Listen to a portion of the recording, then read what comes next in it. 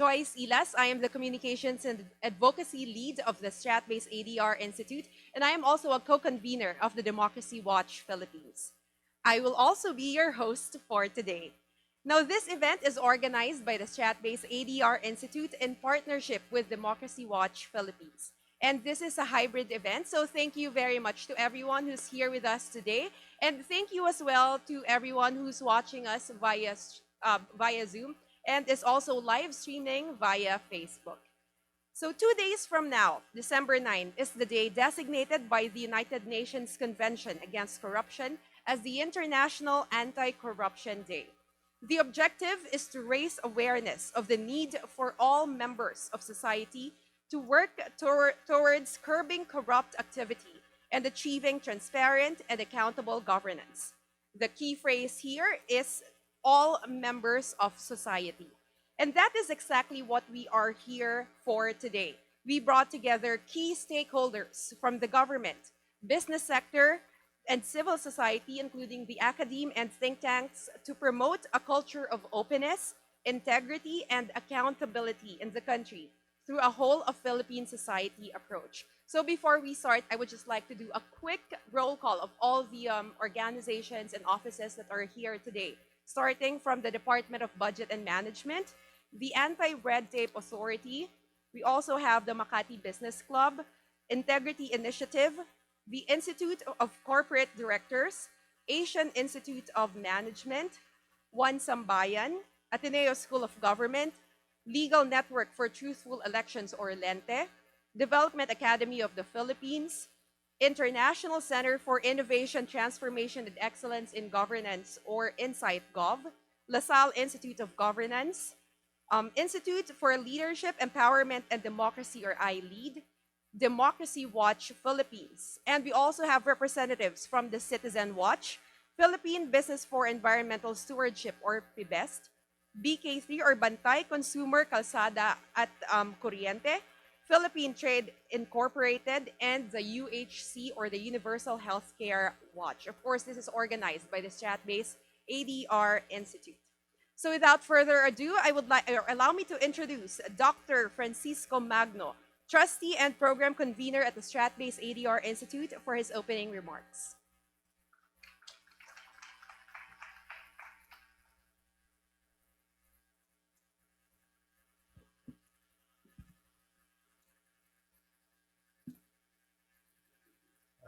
Thank you, Joyce. I was requested by Professor Dean Dumanhit to prepare some key points for our discussion this morning.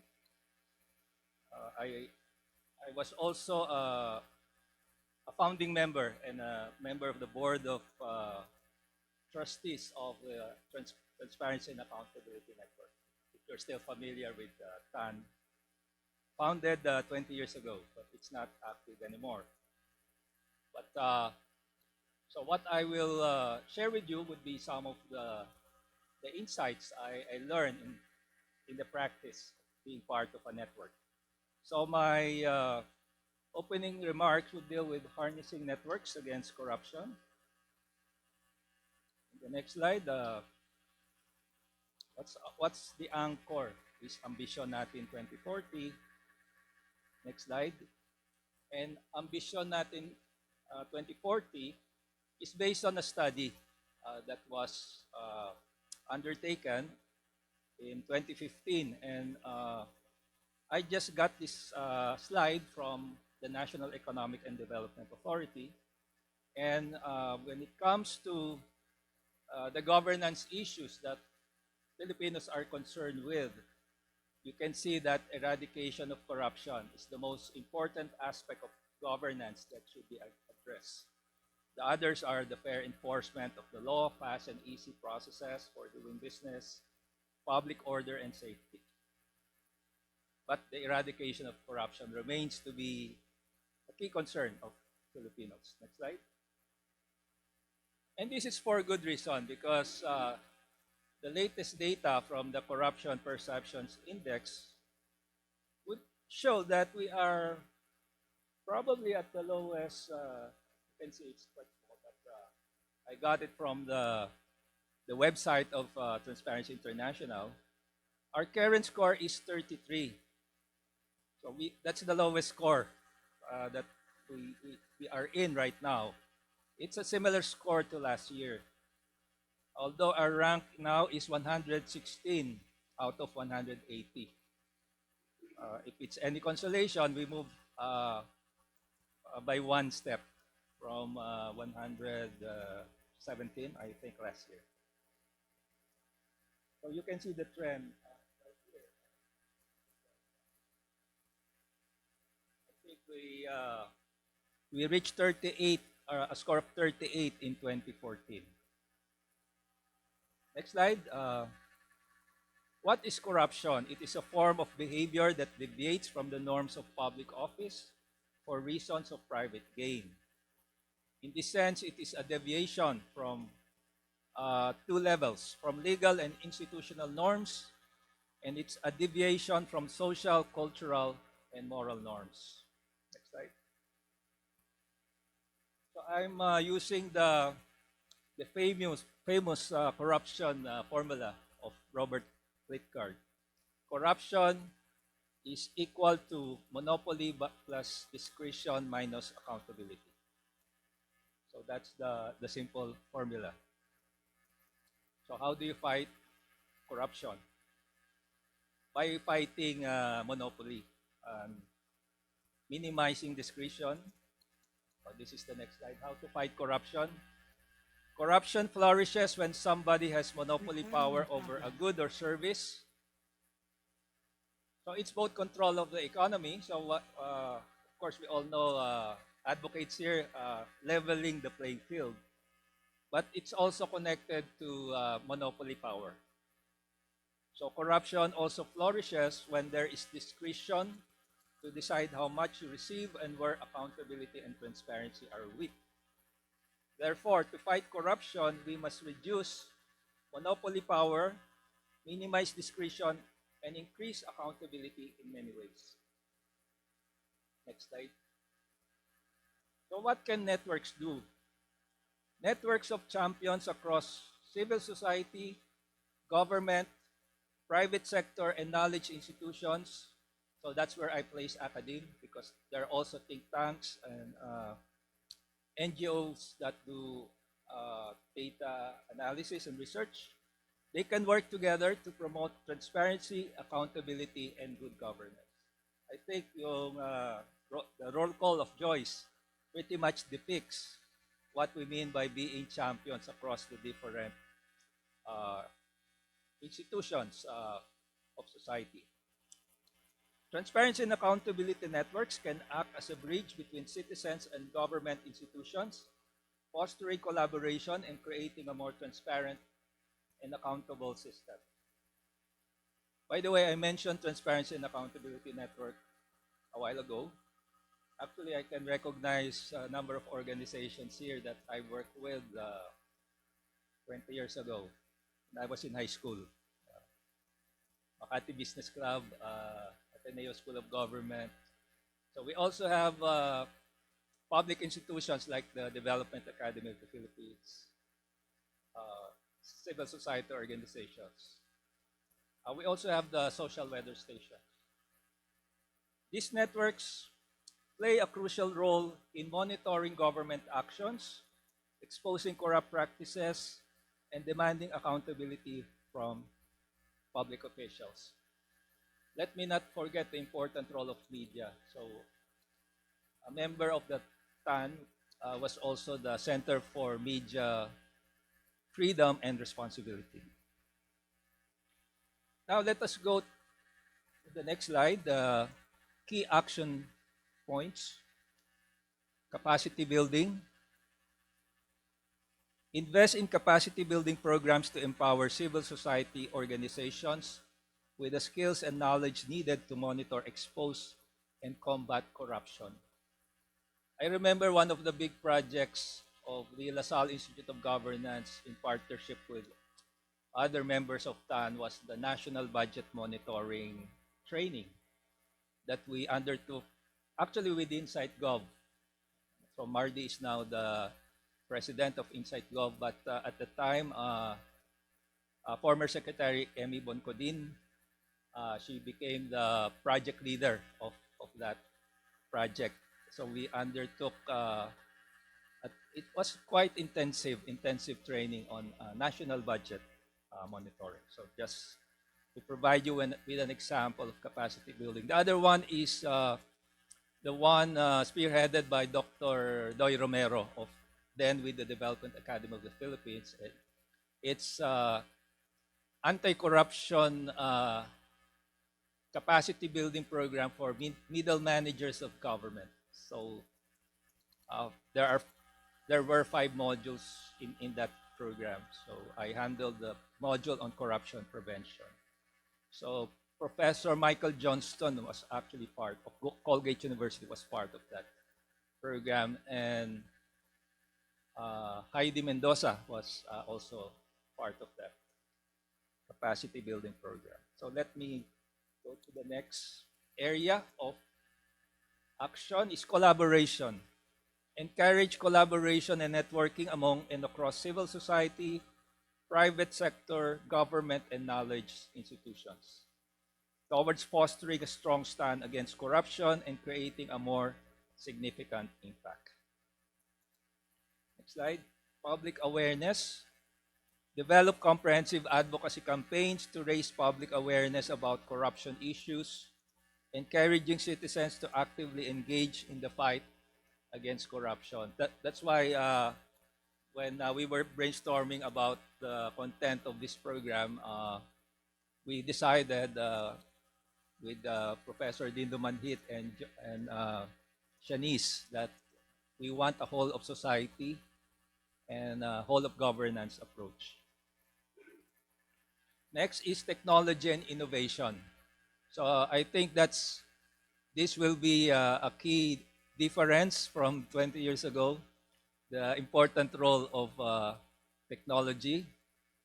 Although at the time, medyo low-tech pa nun eh, mga texting, that's already technology, no? But nowadays, we think of AI, Internet of Things. So even with respect to local project monitoring, local government project monitoring, there's already DevLive initiated by the by the partnership between DILG and the United Nations Development Program. Geotagging of projects. Unlike before na when you do audit, you rely on pictures. So for example, there was this joke that the bridge was it was a nice bridge in Mindanao, but when they look closely at the picture, it was from another province or another area. It was in Luzon. But now it's geotagged. So we use nowadays geospatial data. Harness the power of technology to enable civil society to collect, analyze, and disseminate information on corruption more efficiently. The use of online platforms and mobile applications can facilitate real-time reporting and monitoring. So in this case, because we are now facing the massive use of big data, we have social media, data is generated with citizens contributing information, as well as there is data about data. That's metadata. So even the likes, for example, in social media, the likes have value. Okay, whether you like it or not, it is also used for marketing purposes. So there's a political economy to all these things. And those are sentiment data, right? Whether you like a post or not, or a statement in Twitter. Sentiment analysis is actually being used nowadays in political campaigns. Finally, legal reforms. Advocate for legal reforms that strengthen anti-corruption measures and protection for whistleblowers, ensuring a conducive environment for civil society to operate effectively. So, in the Philippines, do we need whistleblowers protection law? I remember when LaSalle Institute of Governance was established, uh, and actually the Transparency and Accountability Network was established almost at the same time. The first project that I actually coordinated uh, for LaSalle Institute of Governance was a project to promote the passage of the anti-money laundering law. So that was way back in 2021. So we gathered civil society, we organized a civil society workshop for that purpose. So ways forward. So I'm now wrapping up this quick presentation by adopting international best practices, investing in capacity building, and fostering collaboration. Civil society can contribute significantly to building a more transparent, accountable, and corruption intolerant society. So this term corruption intolerant society, we use this heavily together with Dr. Doy Romero when we formulated that anti-corruption program uh, for managers of government, middle managers. The success of these efforts relies on the collective commitment of citizens, government, and civil society working in partnership to combat corruption and promote sustainable development. So as you can see, break the corruption chain, I actually borrowed it from the United Nations. This was part of their uh, promotion. It's a logo that they used in celebration of Anti-Corruption Day a few years ago. So we are also celebrating Anti-Corruption Day, and this event that we're having, town hall discussion, is a fitting contribution to Anti-Corruption Day here in the Philippines. Thank you at maraming salamat.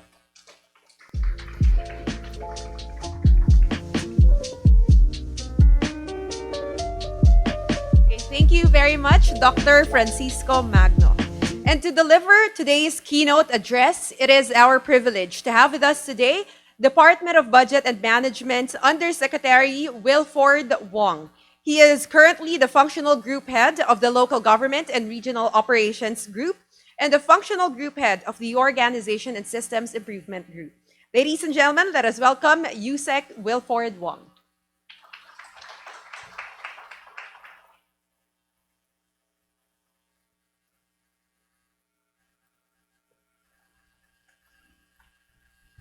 Thank you very much, Joyce. Good morning to everyone. Professor Dindo Manhit. Since college po, he was advocating this transparency and accountability to government, lecturing us. And now I share the stage with him advocating these programs on the government. I hope, sir, I'm not failing you as we embark on this journey and collaboration together. And our other esteemed guests and panelists. Today, we live in a fast-paced society, and the concerns brought about by this kind of change must be addressed. And although our current policies are effective, it must also be adaptive to the changes brought about by this. The same can be said on how the present situation affects the management of our public funds. President Ferdinand Bongbong Marcos Jr.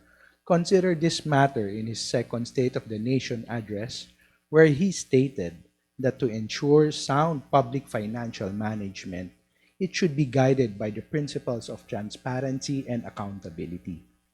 Aside from this, President Marcos Jr. also emphasized the call for digitalization of government processes and transactions, not only to improve the ease of doing business, but also to deter graft and corruption. So allow me to discuss and present briefly the actions taken by the DBM and in compliance with the mandates of the President, such as our continuous commitment and participation in the Open Government Partnership, the creation of the Integrated Financial Management Information Systems, or IFMIS, and the digitalization efforts of the government. The Open Government Partnership is a multi-stakeholder initiative founded by innovators and democratic players who believe that a government whose doors are open to its people is a government that is trustworthy and is responsive to the needs of its people. OGP is characterized by participatory consultations, strong multi-sectoral partnerships, and open and constructive exchange of thoughts, which has led to the implementing commitments that have positively affected bureaucratic efficiency, economic resiliency, and greater citizen participation in the country. Last 2022, as a testament to PHOGP's commitment in civic spaces participation, our government has successfully co-created and implemented 5 national action plans with 65 commitments, which responds to a broad range of national issues, wherein we are able to document one-third of which with early results in opening government, particularly regarding fiscal openness and the right to information. The PHOGP National Action Plan is OGP's policy mechanism that supports collaborative engagements from governments and civil society in designing, implementing, and monitoring commitments. Our President is well aware of the importance of the contributions of the OGP in order to attain an efficient bureaucracy, resilient economy, and by means of greater citizen participation. That is why last June 20, 2023, the PHOGP was institutionalized through the issuance of EO31 that will ensure that open government reforms can effectively leverage the processes, spaces, and resources of PHOGP in order to drive progress towards a more open government. In line with the implementation of EO31, Secretary Mina Pangandaman, the co-chairperson of the PHOGP Steering Committee, has successfully launched the OGPNAS National Advocacy Campaign to different strategic locations around the country to invite more local government units to participate in improving public services by investing more in people and equipping them with the necessary skills and knowledge to drive progress to a more open government. And if I also, we also went to Estonia to benchmark, and I think Professor Ador was also with us, and some other representatives from the MACA. MBC was also there. And this was also brought about by this campaign. And we've launched it in 5 key different areas in Baguio, Quezon City, Iloilo, and Mindanao, 2 in Mindanao, in Davao, and in Cagayan. And during the 4th quarter steering committee meeting last November, the PHOGP 6 National Action Plan was discussed. It involves commitments with various stakeholders to discuss to conduct a series of action plan development workshops, sectoral consultations, and commitment refinement workshops. The 6th NAP is scheduled for submission to the OGP support unit before the end of December. Even prior to the issuance of the said executive order, the Philippines had success stories in open government partnerships, such as the following. In 2015, the Philippines committed in its 4th National Action Plan a reform to reduce bureaucratic red tape in the cost of doing business. This reform program significantly improved the country's ranking in the World Bank's Doing Business report from 138 out of 189 countries in 2013 to 108 in 2014 and 95 in 2015. This improved the country's business climate and increased investment by 10% over the same period.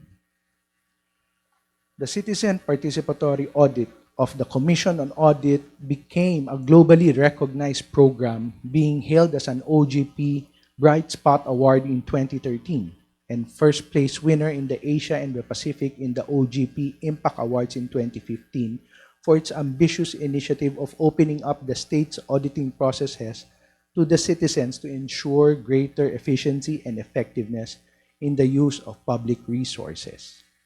In 2016, the country's commitment to the right of information was even more solidified through the issuance of EO number 2, which operationalizes people's right to information and mandating the executive branch to full disclosure and transparency in public service, thereby creating the Freedom of Information program and being managed by a project management office in charge of undertaking efforts and initiatives towards the legislation of the FOI bill. And in 2019, the Philippines was qualified to receive support in its open government initiatives and passed the stringent process of the OGP Multi-Donor Trust Fund. The MDTF was established with support from the development partners and the World Bank to provide OGP eligible countries and locals an additional mechanism to access enhanced support and with the aim of seeing if such support could help to strengthen the OGP processes or lead to a more credible delivery of reform. Another action taken to address the call for transparency is the creation and implementation of the Integrated Financial Management Information Systems, or IFMIS. IFMIS is an information and communications technology solution and one of the digital transformation initiatives of the DBM that aims to simplify and improve all public financial management processes and related information systems in the country, covering all financial transactions of the government and ensuring more timely and efficient management and monitoring of public funds. To bolster this initiative, President Marcos Jr. has signed EO number 29 of series of 2023, directing the full adoption of integrated financial information systems in the government, and it seeks to improve the bureaucratic efficiency by capitalizing on digitalization initiatives to ensure fast and efficient delivery of services to the public. In essence, the EO directs all departments, agencies, and instrumentalities of the national government, including GOCCs, to implement IFMIS in the processing of government financial transactions, while all LGUs are encouraged to adopt and implement the same. The said EO directed Public Financial Management Committee to re-engineer the PFM processes and IFMIS and to issue guidelines for the full adoption of such. On our end, the DBM launched its 2022 to 2026 Digital Transformation Roadmap, or the building of a convergent hub consisting of application of program interfaces, APIs, and the utilization of GovTech, enabling digital tax bypass, and leveraging data engineering and systems integration. The roadmap has a dual feature that will improve current systems used in the IFMIS and will future-proof the entire bureaucracy. With all these, together with ARTA, I think there are also a lot of initiatives with my colleague and improving the systems now. It only goes to show that we are fully committed to attaining the level of transparency and accountability that our people deserve to further entice our citizens to participate in public governance as part of being a democratic country. We hope by these positive actions, we are able to motivate everyone to collaborate with the government in the future, enhancing the kind of democracy that our country would like and has. Thank you, and I hope everyone a productive day ahead.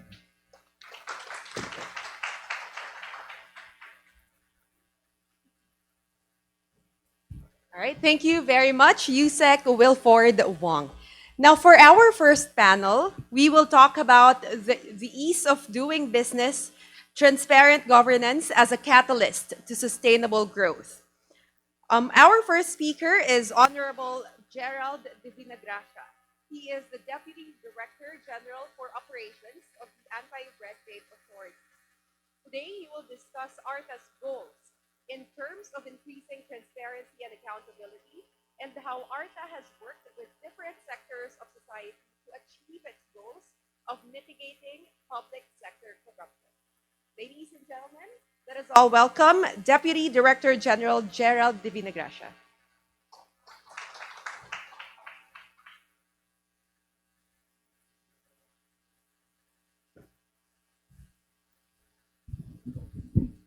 Morning, everyone.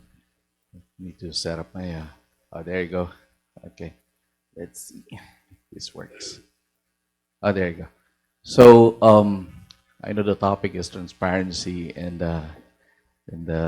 accountability. So, we know very well that we have a lot of problems right now, right? So, different corruption, then new technologies, right? So, and then of course, 3.5 years ago or 3 years ago, we had the pandemic, right? So the pandemic was a big wake up call for everyone, mainly because we need to be online, right? So we work remotely, but then we discovered that most of our government agencies are not online, right? So there was a big disruption, and that needs to be mitigated.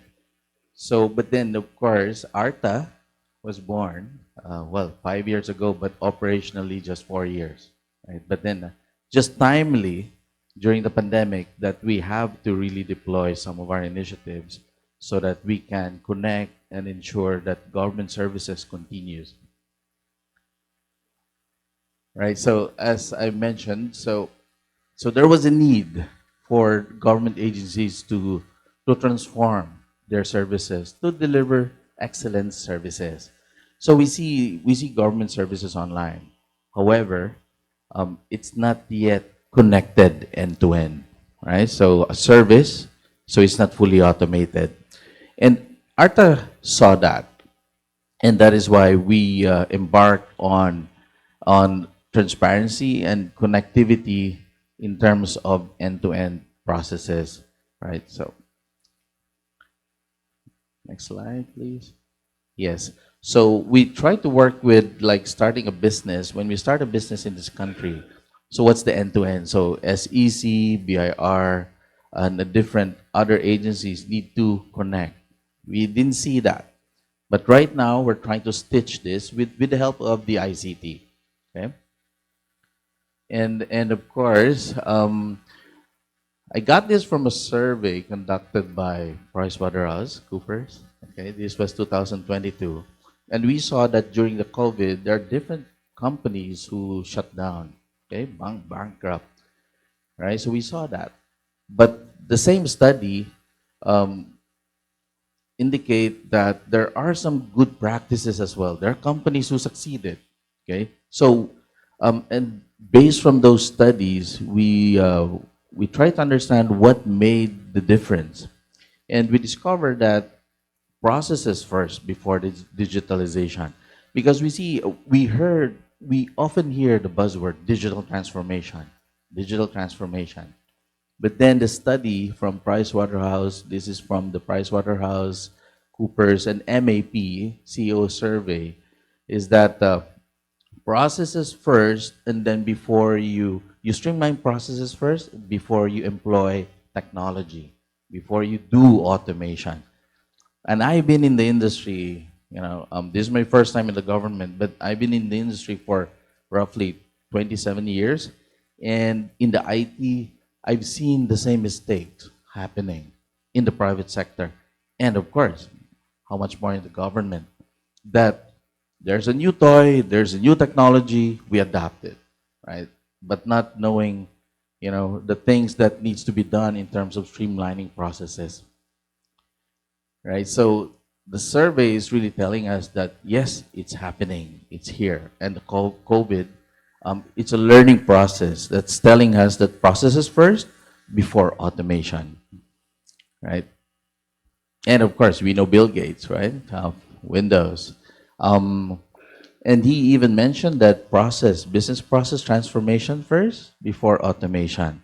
Because the moment that you automate efficient processes, you can maximize the benefit as opposed to automating an inefficient process. So this is just my introduction saying that um, for again, this is the latest survey from Pricewaterhouse, MAP CEO survey, telling us that for the Philippines to further boost collaborations, okay, with other countries to increase the foreign direct investment, ease of doing business, transactions, services in the government need to be streamlined.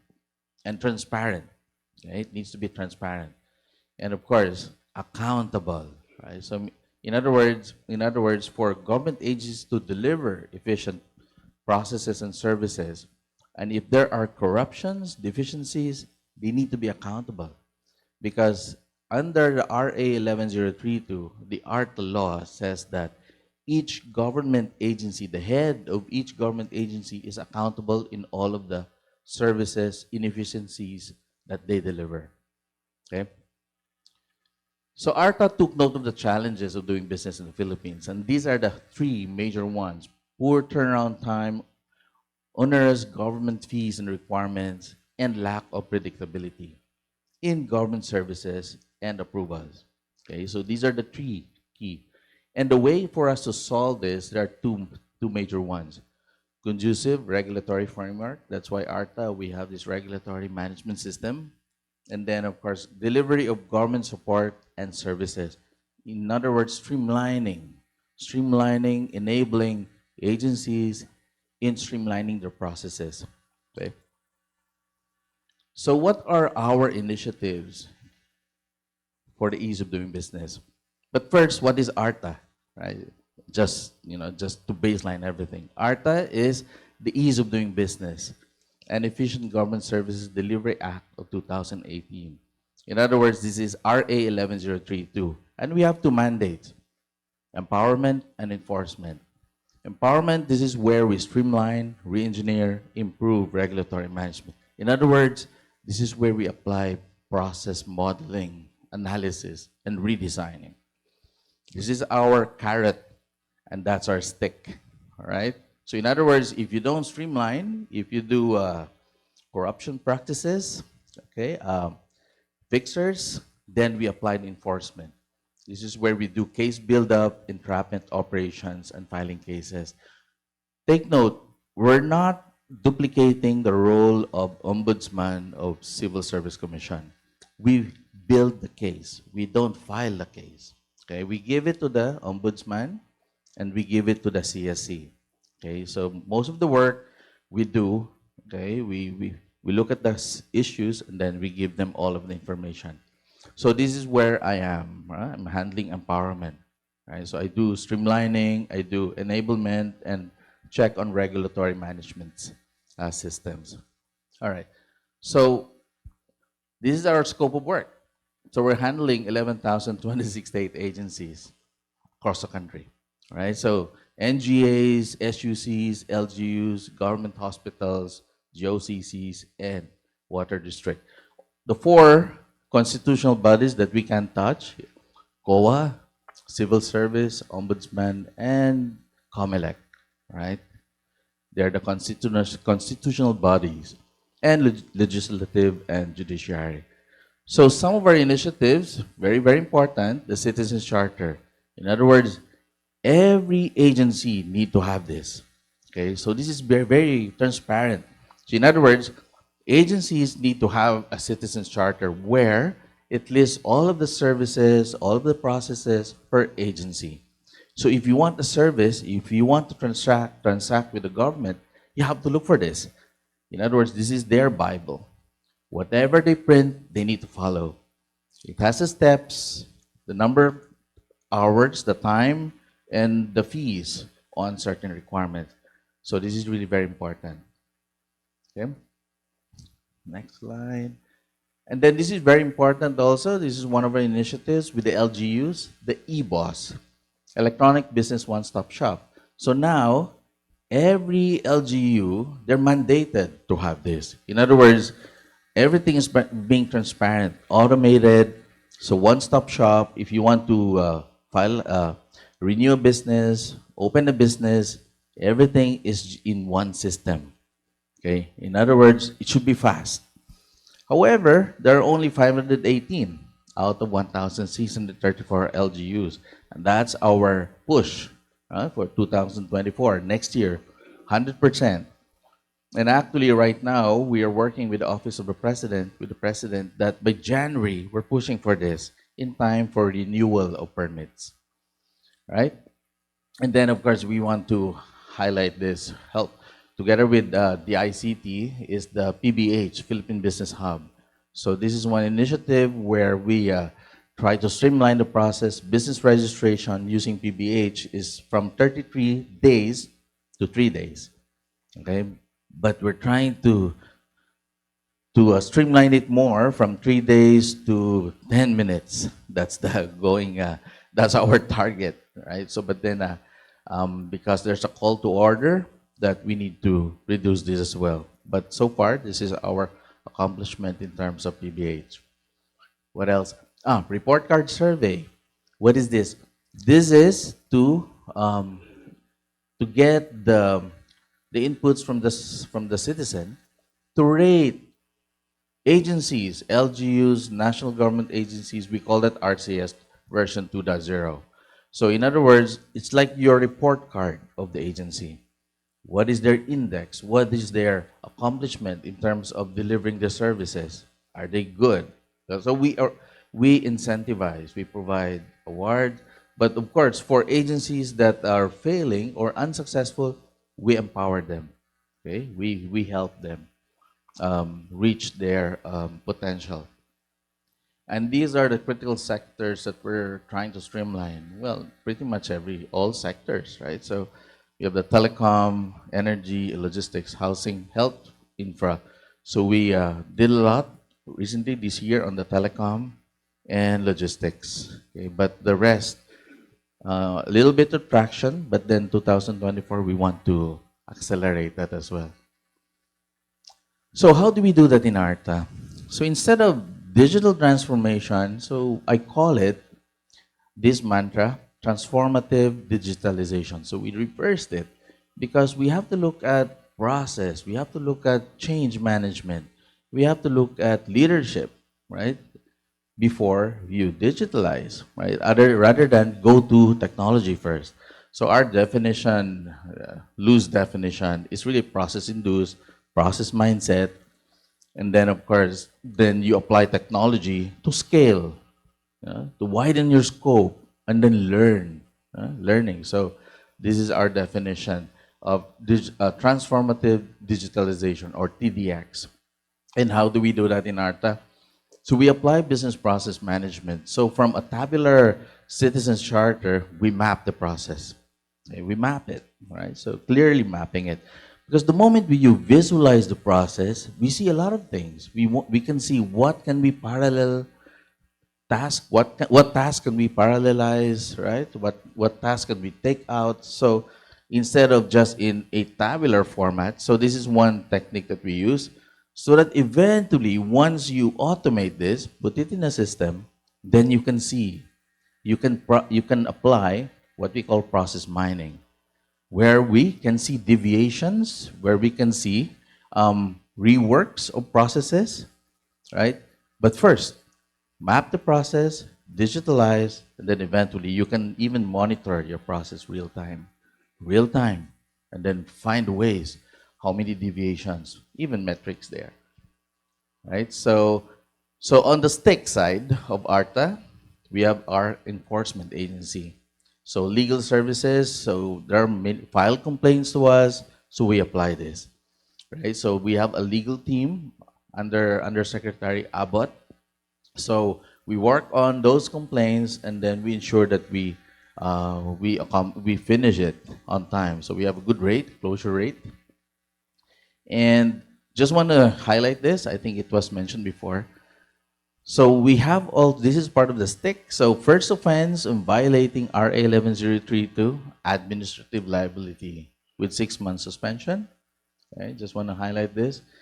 The second offense though, big one, administrative liability of dismissal from service, perpetual disqualification from holding public office, and forfeiture of retirement benefits, and possibly criminal liability of 500,000 pesos, but not more than 2 million, right? So fixers, okay? For fixers, they don't go for the first offense. They go to second offense right away, right? So we're applying that, okay? And of course, I want to show this. You want to take a picture of this. right? So if you encounter any violations of RA 110332, this is how you contact us.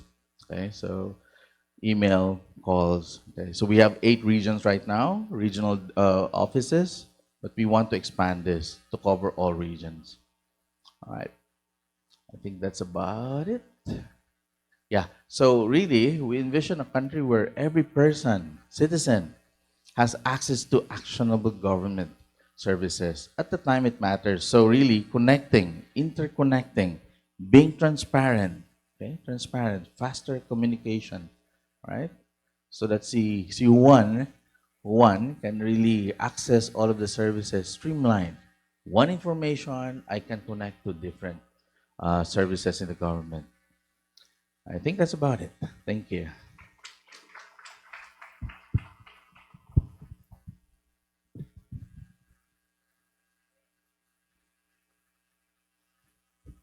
All right, thank you very much, DDG Divina Gracia.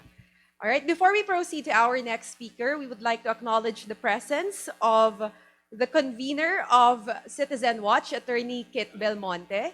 He's here with us at the back. And also the convener of Bantay Consumer, Calzada, and Corriente, Attorney Carrie Season.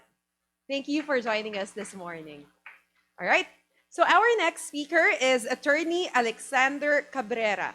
He is the chairperson of the Integrity Initiative, and he will discuss his assessment of policies that help ensure transparency and accountability in government transactions.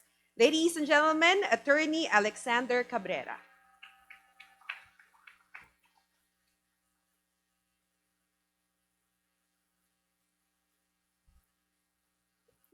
Good morning, everyone. Justice Morales, Yusek, Gerald, our friends in Stratbase, and our colleagues here present today. Well, I am from the Integrity Initiative, which was organized by 5 major business groups: Makati Business Club, European Chamber of Commerce, the Financial Executive Association of the Philippines, um, the American Chamber of Commerce, uh, and yeah, I think I mentioned everyone. Management Association of the Philippines. It was organized in 2010. It became a corporation in 2012. And while I'm sought here to discuss about policies that will ensure or will be a deterrent in corruption, I'd like to mention the most important policy of all, and that is policy in the private sector. Because corruption is a tango, and it takes two to tango. And I would say that regardless of whatever policy, my point of view, regardless of whatever policy we try to implement in government, they will be beautiful words unless they are actually implemented, unless people go to jail. And government is something that we really have very little uh, to do about, or there's very little influence we can exert on government when it comes to this very difficult issue of corruption. We know that even if you win a case, the case doesn't get implemented because you can always take care of the sheriff, etc., etc. It's a very powerful tool. And that is why in the Integrity Initiative, we believe that the solution should be with the private sector, the other partner in that tango, because there will be no bribe taker without a bribe giver. And when we started the Integrity Initiative, business groups signed an integrity pledge. Um, integrity pledge is a very good start, but that is certainly not enough. So we developed a integrity case book which we recently launched, and thanks to Yusek, Gerald was also there during the launch. The integrity case book sought to educate the business sector on how to overcome ethical dilemmas without sacrificing integrity. And the long and short of it, really, whenever you try to confront an ethical dilemma, the number one tool will be an untiring work ethic, because you really need to work at it, whether it's with the Bureau of Internal Revenue, the Bureau of Customs, the FDA, the all government agencies. You need a very good work ethic to overcome these ethical dilemmas.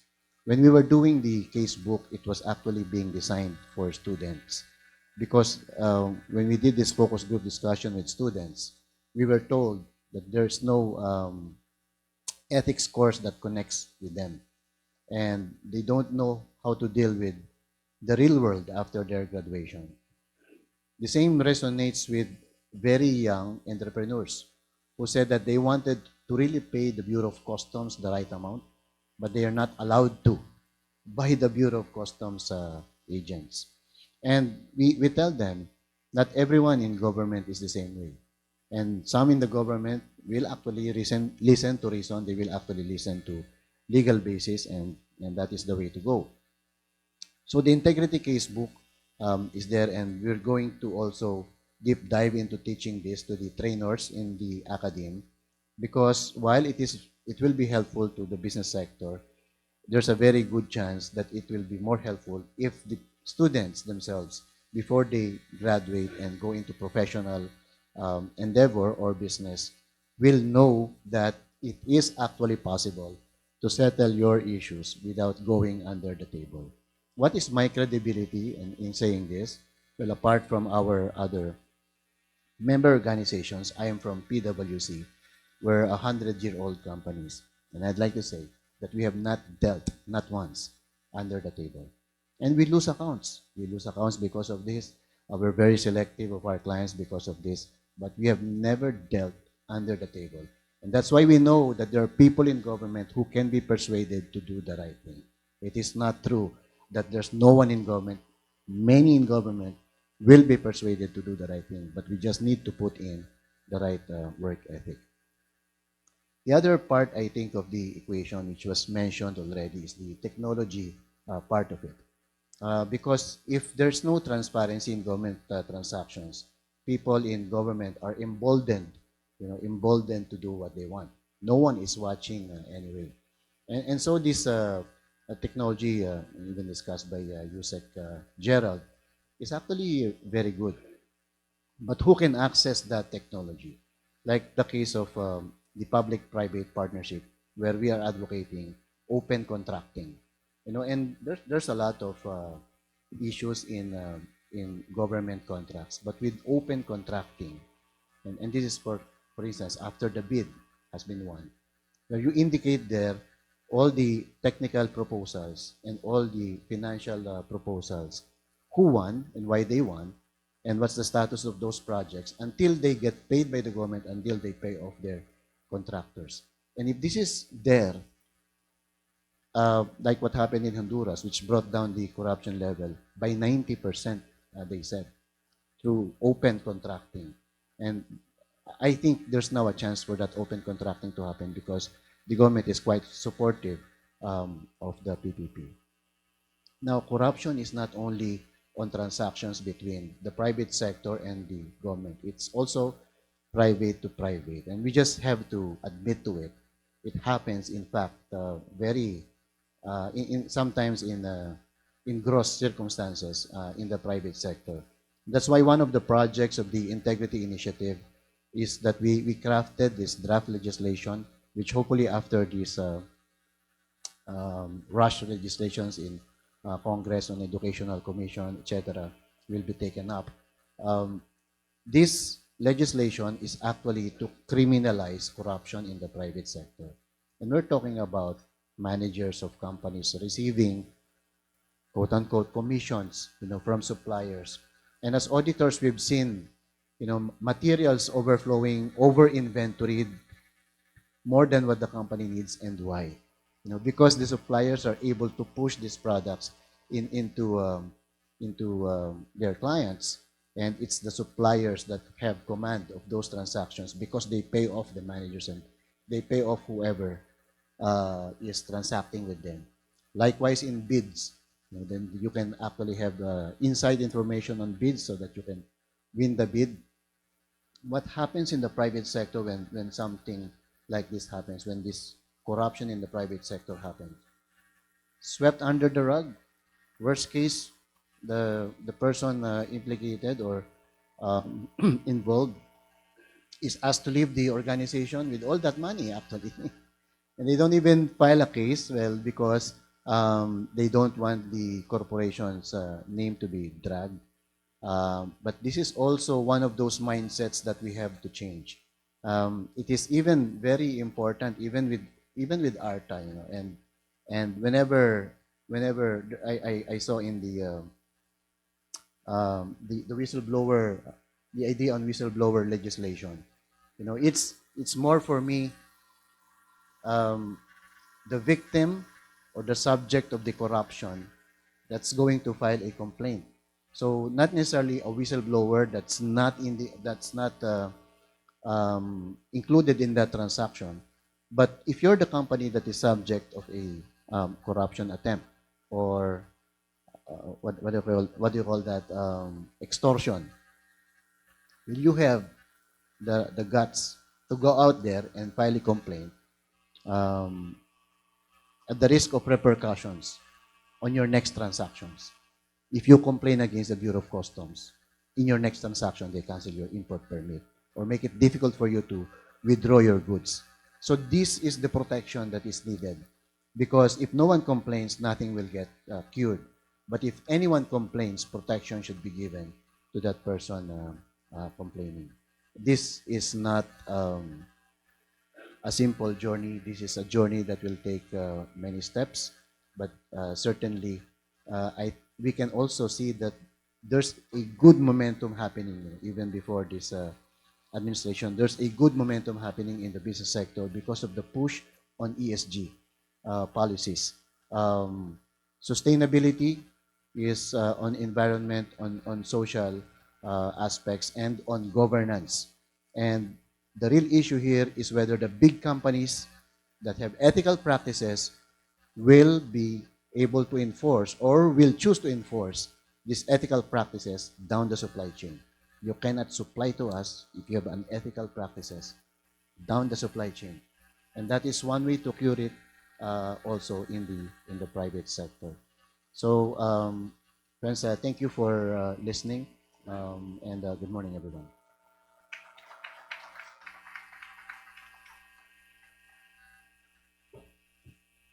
Thank you very much, Attorney Alexander Cabrera.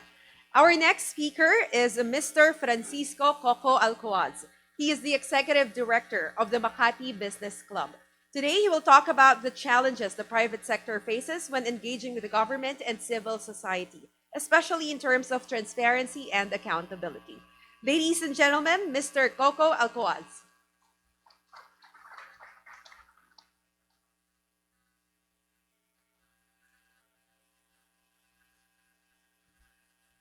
Thanks, Joyce. Um, Good morning, everybody. Justice, Undersecretary, and our guests this morning, our participants as well on Zoom and Facebook. My apologies, I'll speak a bit slower. I've been talking a lot the last few days. My voice is a bit raspy, and I want to try to preserve it for a few more days so we get to Christmas and I can celebrate Christmas. Um, when I thought about our topic, transparent government, transparent governance rather, equals sustainable development, I asked myself three questions. Number one, what is sustainable development? Number two, what is transparent government? And then number three, how do we get that transparent government? For us in MBC, sustainable development really means more than all the other SDGs. More and better jobs. I'll take the Pareto principle and use it for my purposes to say that I believe that if there are many more and better jobs, you solve 80% of the problems. Um, People can take care of themselves. And they also pay taxes that allows the government to take care of the people. Business naturally wants to be dynamic, and in doing that, they will create those jobs. You can count on that. And when you talk about the whole society approach, that's one of the roles that business plays in that equation. Yes, business needs to be regulated, but they shouldn't be over-regulated to the point or extorted or handicapped, so that they, or at least those who play by the rules among them, are discouraged to invest and discouraged from creating jobs. All of that is non-transparent governance. So what is transparent governance? That is a situation where the rules are clear, the requirements are clear, the processes that will be followed are clear, they're followed, and they're fair. And finally, that information and data is accessible and easily accessible to all of you. Instead, what we have, I think we all know, is that there are very long and unpredictable approval processes. Um, there are random requirements that are required of businesses to submit. And then there are random payments and amounts, sometimes illegal, that they're asked to pay. The result of that sometimes is called regulatory risk. And that means you don't know if and when the government is going to respond to your application, what response you're going to get, and if that response is an extortion. And the risk there is that companies, investors, local and foreign, will invest less, not invest at all, or the most painful, invest elsewhere. So if that's the picture, then how do we get the transparent governance we're looking for? Well, one of the responses to that, and the USEC gave a very comprehensive presentation, is the ARTA law. There's two laws that were passed, and the second one, 11032, created ARTA. We saw what ARTA is designed to do, and we have all heard, I think, of some of the good work that's been done there and some of the good results that have been done there. But I think if we're to be honest with ourselves, the general experience of many businessmen is still the experience that I talked about. Unpredictability, randomness, and you don't know if the answer, when it comes, is going to be an extortion. There are many suggestions about how to improve that, and we take cognizance of the ones that the Undersecretary mentioned, including those that are already in process. I've also heard of suggestions to give it direct prosecutorial power. I'm just mentioning what people have mentioned to me. I don't have a position. We don't have a position on that. I don't think if the Undersecretary does. But for us, whatever else you do in ARTA, there needs to be a culture of transparency. And for us in MBC, there's kind of like a trinity of transparency. And they comprise three things. Number one, to pass an actual FOI law. We've been working on FOI, depending on when you look at it, either for 15 years or so, or more directly, more actively the last 3 years or so. My colleague here, Gita, has been working with the PMO at PCO, at the Office of the Press Secretary, on that for about 2 or 3 years now. So number one, pass the FOI law. Number two is to strengthen the SALN, and I would add the anti-money laundering laws. And finally, to loosen the bank secrecy law. At least two of these, or actually maybe three, we've been told by legislators are dead in the water. I don't know how we get from here to a culture of transparency without some or all of these legislative initiatives.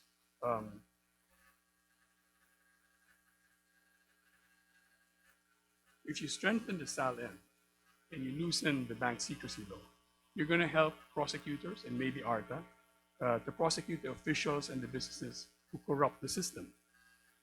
This will level the playing field, as Alex has mentioned, and attract businesses who play by the rules, the businesses we want to be playing in the Philippines.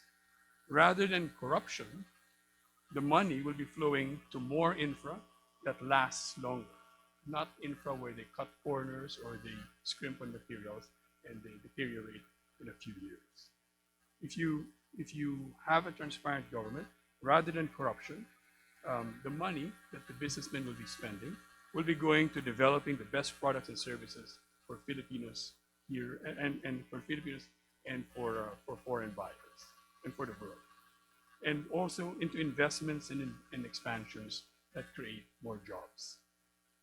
FOI may help in that as well.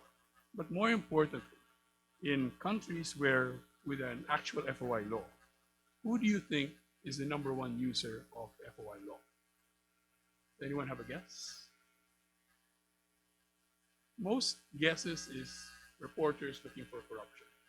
But in many surveys or many studies, it comes out that business is the main user of the FOI law. Um, remember when I said earlier that businesses need data to be helped in making their investments? A lot of that data is in government hands.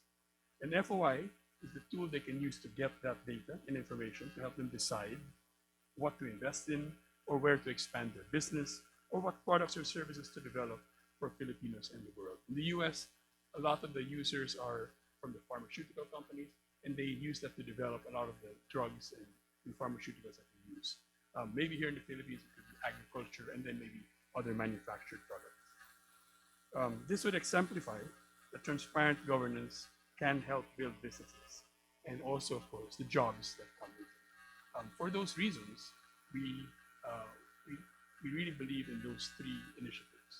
And I'll repeat that we don't know how we get from here to a culture of transparency if we don't have some or all of those. And it's only when we get all of those that we're going to create this kind of system where the people, the businesses who want to play by the rules, want to play in the Philippines and help us catch up with our neighbors. Thank you very much.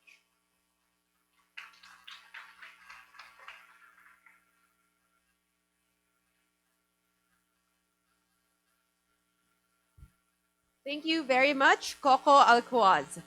Now, our next speaker is attorney Pete Maniego, the incoming chairman and president of the Institute of Corporate Directors. Today, he will talk about interweaving success, upholding integrity for collective prosperity. Ladies and gentlemen, attorney Pete Maniego.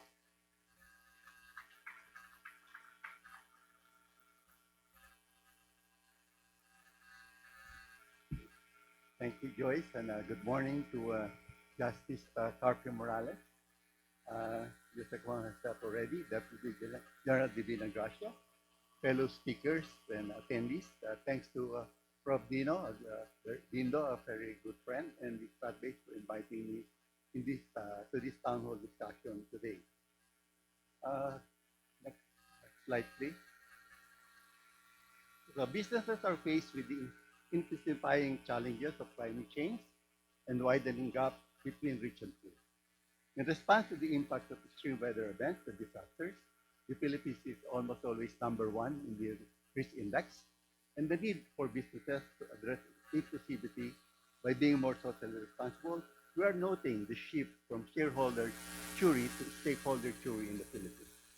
Shareholder jury is based on the idea that the primary goal of a business is to maximize shareholder value, while stakeholder jury recognizes that businesses have a broader responsibility to society and should consider the interests of all stakeholders, including employees, customers, suppliers, and the community. The Institute of Corporate Directors was founded in 1999 in response to the financial crisis in 1997-1998 by Dr. Lucy Stanislaw. So next year will be our 25th anniversary. In the Philippines, the revised Corporation Code has formalized the stakeholder jury by instituting corporation whose business is vested with business interests within its corporate governance framework. The move towards the stakeholder jury in the Philippines is propelled by involving consumer preferences as well as pricing, investor and regulatory demands, and sustainable practices. For example, I'm an independent director in several companies, and I also lecture on corporate governance, and I emphasize that under the RTC, many of the violations are already criminalized, not only administrative or civil. Next slide, please. So to drive sustainable and socially responsible practices, the Philippines should integrate the bottom of the pyramid strategy into their plans, focusing on uplifting widespread poverty through the implementation of inclusive business model. An inclusive business model seeks to create value for low-income communities by integrating them into the company's value chain on the demand side as client and consumer, and or supply side as producers, entrepreneurs, or employees in a sustainable way. For example, I'm very familiar with the energy sector, and we are now promoting prosumers in which you are not only consume electricity and power, but you also produce. And these are available through new technologies. Next slide, please. Inclusive business model can be developed and implemented by a wide range of entities, large and small corporations, state-owned companies, cooperatives, or even not-for-profit NGOs like us, as long as the following criteria are met. Human development impact. An inclusive business model contributes to human development by increasing poor people's income, improving their access to basic goods and services such as education, health, housing, and water, sanitation, contributing to the SDGs, and reaching disadvantaged groups, for example, women, youth, PWD, ethnic minorities. Self-sustainability, an inclusive business model can receive startup funding from different sources, including grants, but must be designed to be self-sustainable over time. Profits can be reinvested into the business or distributed to shareholders. For example, ICD is a NGO, and we have been self-sustaining since our incorporation in 1999. Environmental impact at a minimum, an inclusive business model does not have major negative environmental impact and contributes directly to environmental sustainability for saving resources, reducing carbon emissions, and conserving biodiversity. Next slide, please.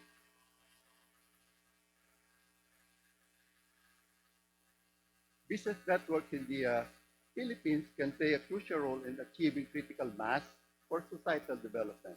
These networks can help to promote innovation, collaboration, and knowledge sharing among businesses, which can lead to the development of new products and services that address societal needs. I think networking was already there previously, and it's very important, especially among small and medium enterprises. Large multinational corporations and conglomerates possess a distinct advantage in implementing inclusive business models, while small and medium-sized enterprises needs to combine the resources to tackle social issues like poverty, inequality, while also addressing their own strategic needs. So they can form industry clusters, and through this collaboration, they can create shared platforms, enabling the pursuit of both individual goals and collaborative inclusive business models.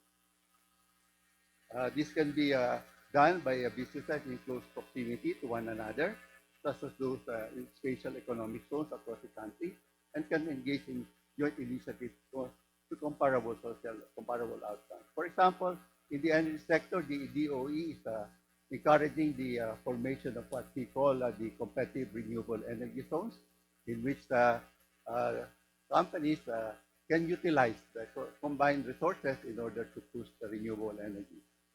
By fostering innovation, collaboration, and a sense of social responsibility, these networks could contribute to shaping a more sustainable and equitable future for all Filipinos. Next slide, please. So compliance with business integrity, why do we need to do that? Because it helps companies avoid legal and financial penalties that can arise from non-compliance with laws and regulations. And this can be mean two things, whether it's an action or it's a standard. Compliance as an action, generally business means adhering to government laws such as health and safety standards or data and security requirements that's required, for example, by ARTA and the Department of Information. And it is an action when there's a conscious recognition to the existence of business or company. Well, if you form your own standards, then you make it a culture into your own company. So I think it was Peter Drucker who said that culture of business standard. So I've asked to wrap up. So probably I'll go to, I'll skip the next slide, please. So these are the compelling reasons. I think these are self-explanatory, so I don't need to explain them. So I'll go to the next slide. Also, this is self-explanatory. You have to establish clear expectations, provide training, capacity building, as explained earlier, and then reinforce it and lead by example. Because if leaders of the companies are perceived to be corrupt themselves, then their people will follow. So let's go to the next slide. So this is one of the initiatives of the Institute Corporate Directors. We are part of the ASEAN Capital Market, and we monitor this through the ASEAN Corporate Governance Scorecard, in which there are 6 countries who are participating. The Philippines is one of them, and in the 2021 regional assessment of the top Philippine 100 corporations, public listed corporations, our average score was 87.55 points.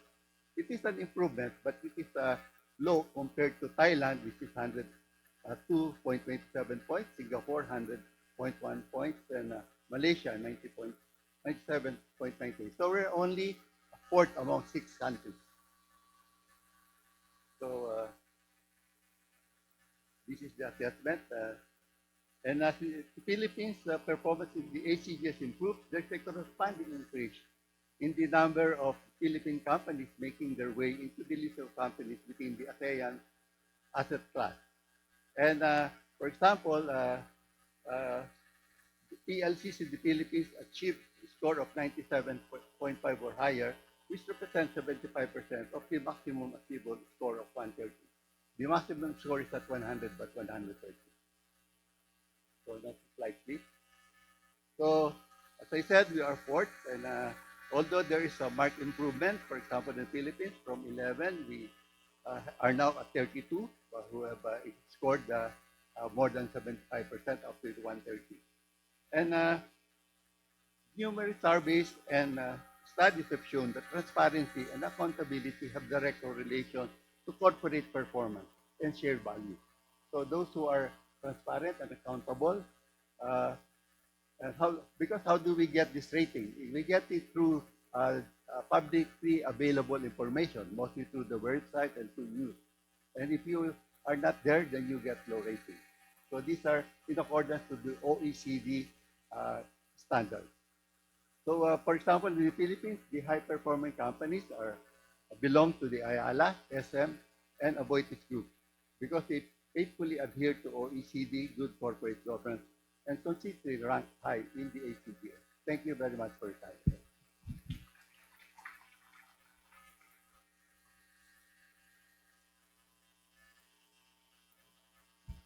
Thank you very much, Attorney Pete Maniego.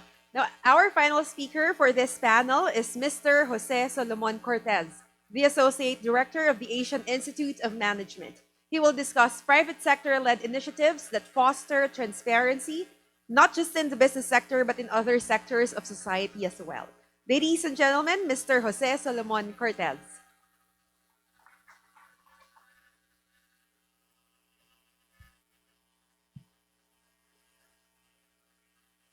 Good morning, everyone. Former Ombudsman Justice Conchita Carpio Morales, Deputy Director General Divini Gracia,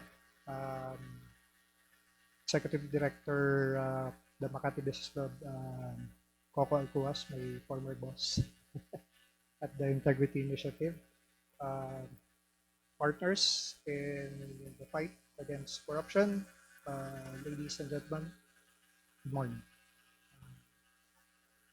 As pointed out earlier by Dr. Francisco Magno, we're already backsliding on the Transparency International Corruption Perception Index. But I would just like to add and emphasize that once upon a time, we actually were successful in reversing this trend, being able to bring up our score and going down in the ranking or going up, whatever the case may be. But in 2014, actually, as mentioned by Dr. Magno, we achieved a score ranking of 85. But last year, we are at 117. So I would like to believe that during that period, there was actually a collective action already happening among the different sectors, primarily the government, civil society, and the business sector, which actually helped us improve our image, the perception, our credit worthiness, which we are now enjoying the dividends of. And that those reforms that were actually implemented before has to be sustained. And again, as the message and the theme of our town hall today, the whole of society approach is needed. Next slide.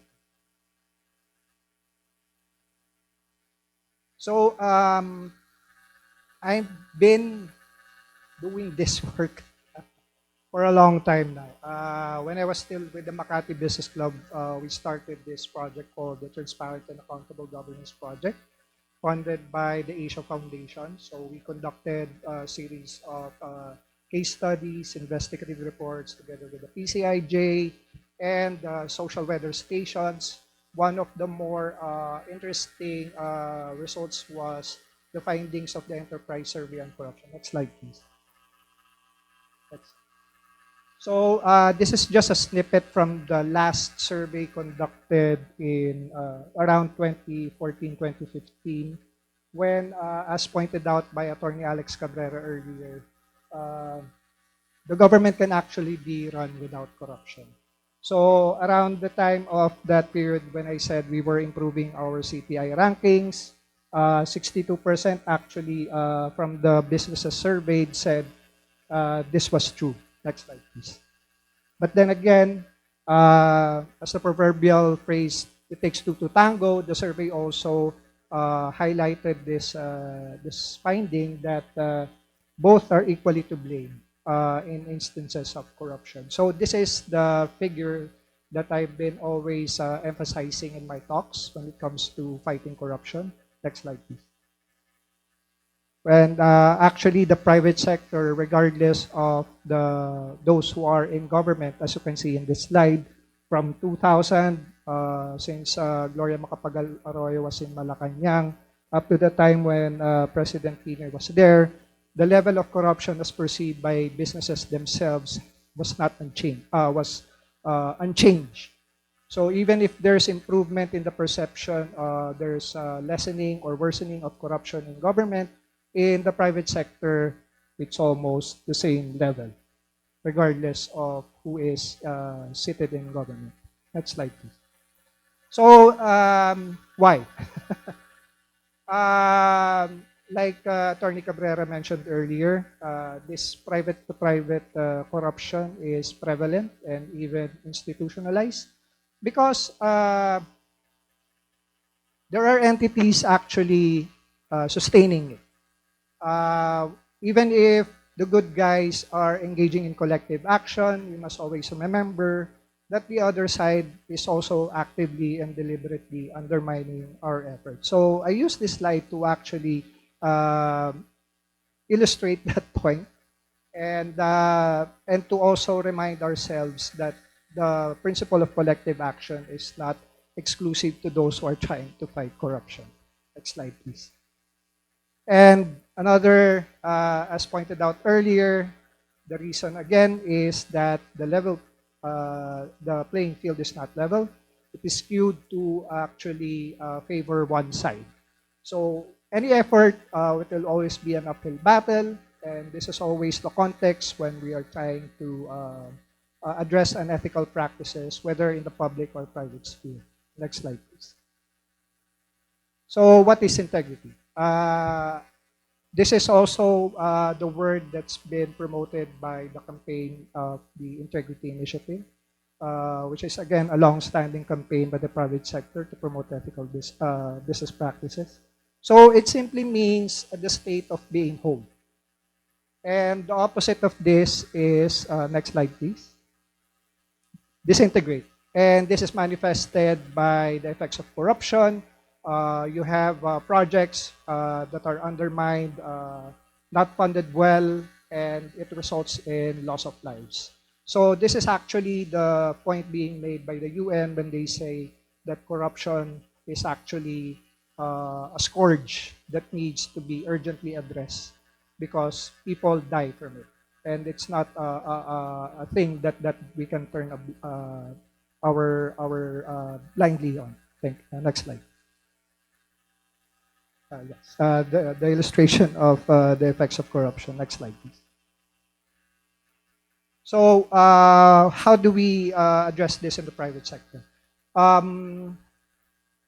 These are some of the actions that companies can actually take because as also the results of this SWS survey on enterprises on corruption, all functional areas of businesses, regardless of their industry sector or size or anywhere they are in the world, based geographically, they have functional areas that are prone to corruption. And the way to address it, address the problems on unethical business practices is, for example, in the area of top management, establish a firm tone at the top. Luckily, ICD is also a member of the Integrity Initiative. They signed the Integrity Pledge. So this is actually a campaign that's been sustained since we started the Integrity Initiative back then. Next slide, please. For human resource management, have code of conduct, complaint grievance mechanisms. Next slide. For sales and marketing, gift-giving policy. Next slide. For procurement, audit rights, as pointed out by Attorney Cabrera earlier. Next slide. And for finance, keeping regular financial and accounting reports. Next slide, please. Next slide. I'll just skip to the end now. I've been told to wrap up. So some of the benefits of integrity, I can share this slide, especially those who are online, so you can skim through it. Next slide. So again, to emphasize, all functional areas are prone to corruption. Next slide.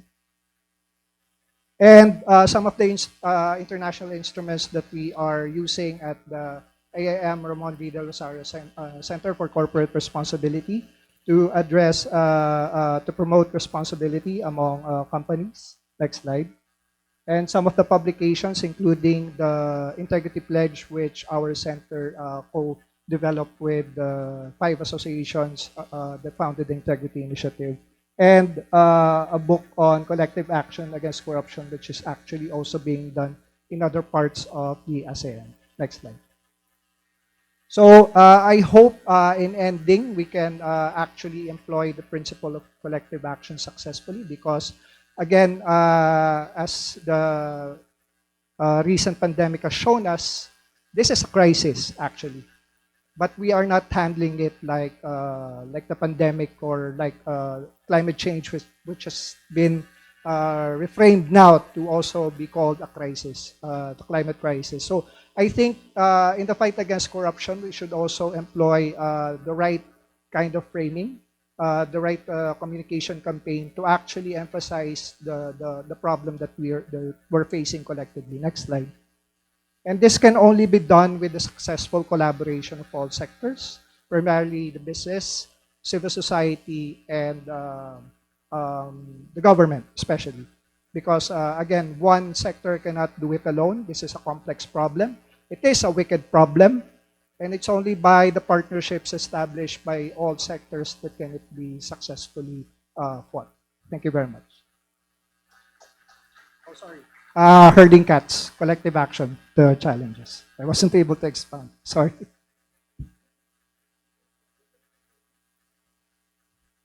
All right, thank you very much again, Mr. Jose Solomon Cortez. Sir, don't be too comfortable yet because we'll ask you back here on stage for the open forum.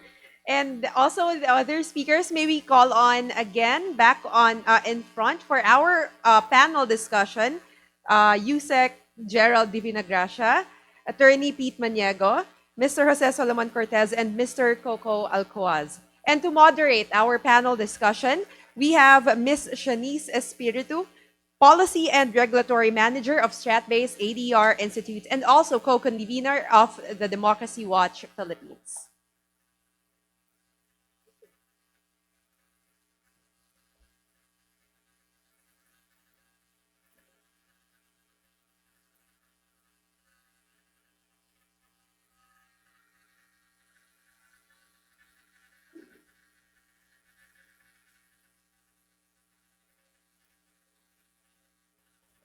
Sound there. So thank you, gentlemen, for all your insights regarding transparency and accountability, most importantly in the corporate space. And of course, we have Yusek Gerald here. I think what's interesting is that so many people have a lot to say about this topic. I think even people on the street do have things to say about transparency and accountability, anti-corruption, but we are at the space here where we realize that we hear from the best insights of people who have dealt with it in a way the most. So I do have some questions, and I know that we're also trying to keep up with the time as well. But I have a question for Yusek Gerald, and this is coming from the audience. So you did mention digitalization in your key presentation, and how digitalization really plays a huge part. So this is in a way a tangent to what you've discussed. But the question that I was asked to pass on to you is, for instance, cyber threats with the whole digitalization space. It's here and it's now. There is also the natural problem of cyber threats that might threaten these transparency processes, right? Because we're now banking on digitalizing services. But at the moment that these are gone, what are the mechanisms of ARTA, for instance, in dealing with it? And I think that would be an interesting discussion to bring up as well, because what if these processes are just suddenly lost or manipulated in a way? Thank you, Shanice, for the question. So yes, we heard a lot of news cases on cybersecurity threats and at the same time infiltration, both private and government uh, organizations. So yes, in terms of processes, so what we do in ARTA is really help or enable agencies to streamline the process, look at it from the end-to-end perspective. In other words, if you're going to deliver a service, if I'm an government agency, so I need to know what are the inputs, all information, and then what agencies that you need to connect to. That's end to end. So we map it. We see that. However, the output of our initiative is really a specification. In other words, it's just like a map, right? A map. We give it to, well, definitely we give it to the ICT. The ICT automates it, right? Or if government agencies have a budget, so they can even talk to their vendors and then automate the process, right? So they can do that. So we have, like, for example, Quezon City, Valenzuela, so they really have a good um, digital transformation initiative. They were able to automate their services. All right, back to cybersecurity. Cybersecurity, definitely there's a threat in terms of processes once it's exposed, right? So we work collaboratively with the ICT. So ARTA and the ICT were like a symbiotic organism, right? So we're partners. So we create a specification and they automate. And we're also part of the user acceptance test. We test the process. And right now, we have Undersecretary Jeff D, who's in charge of cybersecurity. The threat is there, right? So, and also we recommend, ARTA recommend to the ICT to come up with an architecture, a whole of government architecture, a whole of society architecture. In other words, there's a different layer, like for example, infrastructure, security, and then you have the application. But what runs it is the process. So we're like the guards. So that's our role. If there's a threat on cybersecurity, we call on the ICT. We have to do something. All right, thank you. Thank you for that. So I have a question as well for Mr. Coco Aquaz. You mentioned 3 laws that are integral to, furthering anti-corruption in the Philippines. Now, I think one question, and this can also speak to Mr. Pete Maniago and for Mr. Courts. How do you think collective action, especially from the business sector, it's a very powerful sector to begin with to influence society. But how do you think collective action can, for you, Mr. Coco, how can that push for the 3 laws? And for Mr. Pete and Mr. Courts, how is corporate governance and integrity important to the greater public? So maybe let's let Mr. Coco go first. Just before we started talking, Pete was mentioning that we're in so many groups together. Courts and I work together. This is the collective action. We've all tried in many ways, some of us longer than others, and gotten not very far, frankly. About 2 or 3 years ago, my colleagues, one of them is here, Gita, worked with a range of business groups to send a new position paper to the Congress. And finally, that I think that helped move the FOI bill further than it had over several years. But then it died there as well. I think many of us also know that we were counting on President Aquino to do that, and he surprised us by not doing that. So in terms of collective action, we've all tried. It is frankly, I hate to say this, many players in this collective action are already tired and old. The common joke is that some of them have children who are older or who are younger rather than the efforts at this. So we've tried to do it. Unfortunately, I think, as I mentioned, some legislators have told us that these bills will never pass. And I think if you look at the culture of it, parts of the judiciary as well, justice, with the policies of justice, also exempt themselves from parts of the SALN. If you have that kind of culture, there's only so much that the collective action from the private sector can do. If the government agencies and the government officials don't want to do it, we can only do so much. So I hate to end on that negative note. I think many of us try to continue. It's great that, for example, in FOI, there's one or two youth initiatives. There's an FOI youth initiative, it's FYI, if you put the initials there, FOI youth initiative. So they'll take over from people like Pete, myself, and Courts. So hopefully in their time, they'll get it. But right now, it's a hard slog. Well, yes.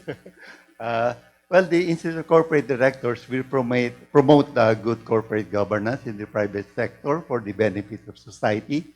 We have almost 600 corporate directors and officers as members, and most of them are directors in public listed corporations. And I would like to commend the SEC and the BSP and the PSE by promoting good corporate governance by adopting the global best practices under the OECD and the G20.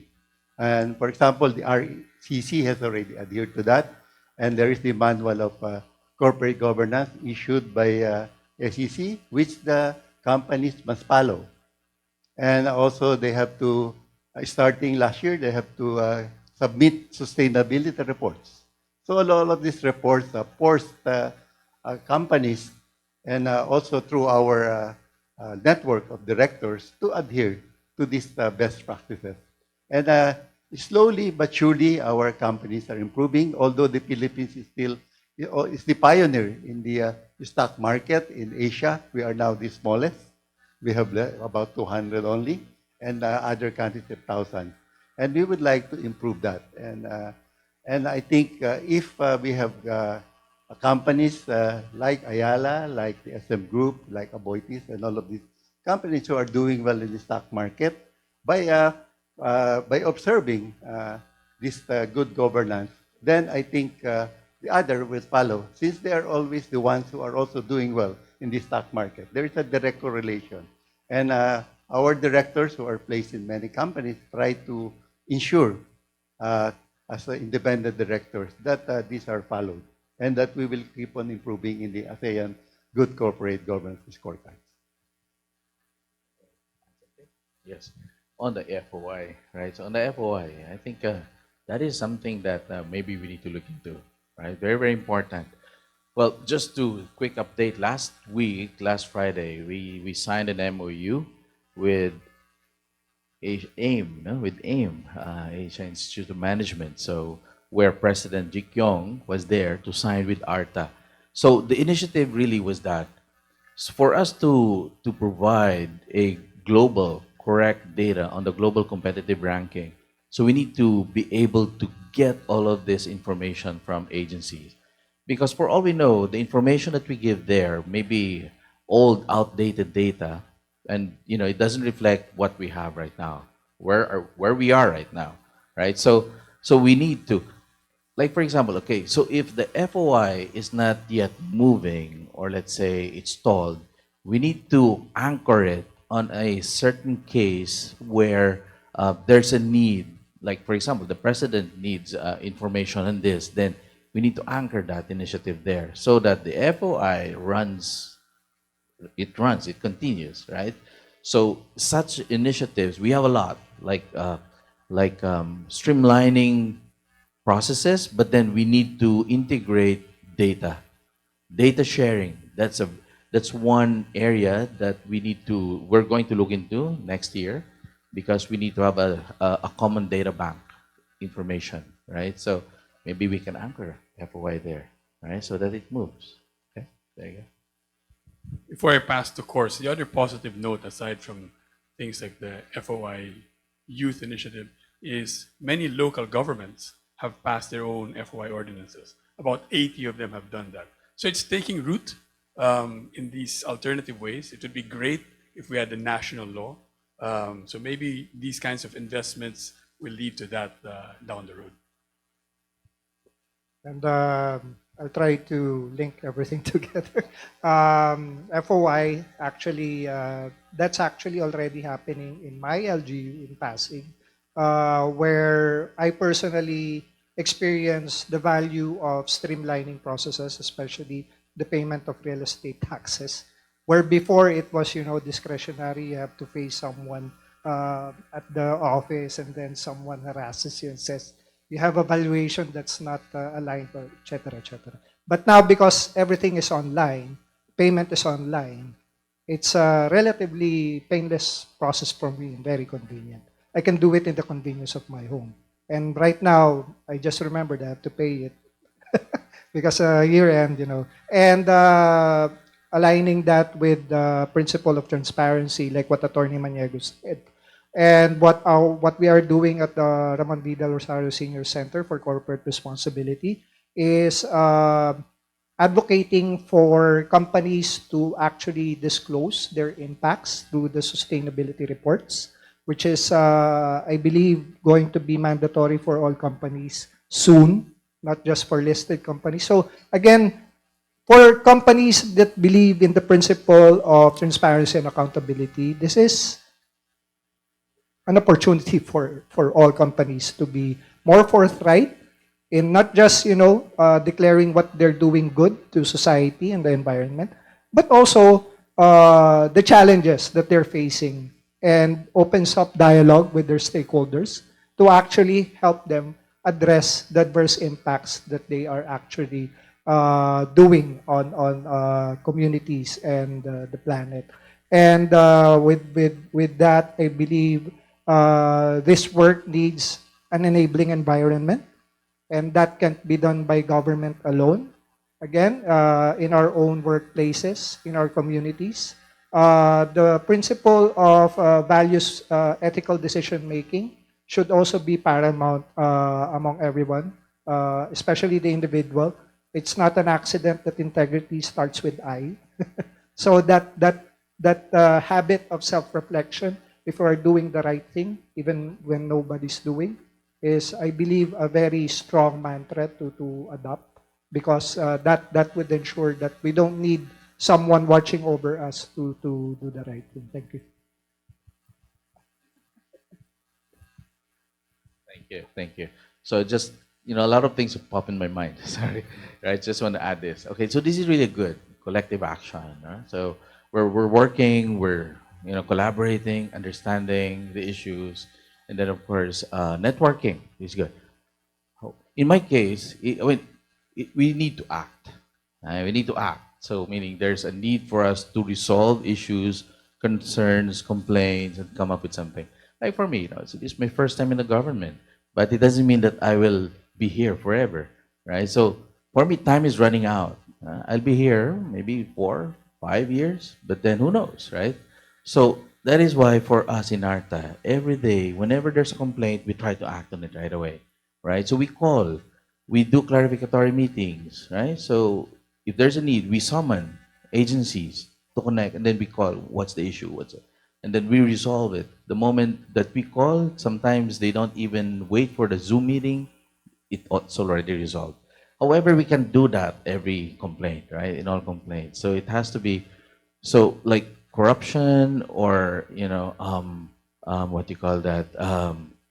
Issues on processes, it needs to be done based from what they say their service is, right? So thing is, we need to act, right? We need to do something. Okay, so I'm thinking you leverage ARTA if you need to connect all agencies for a meeting or something. Let us know, right? So we can even set it up for you. Okay. Thank you so much, gentlemen. So let's give them all a round of applause.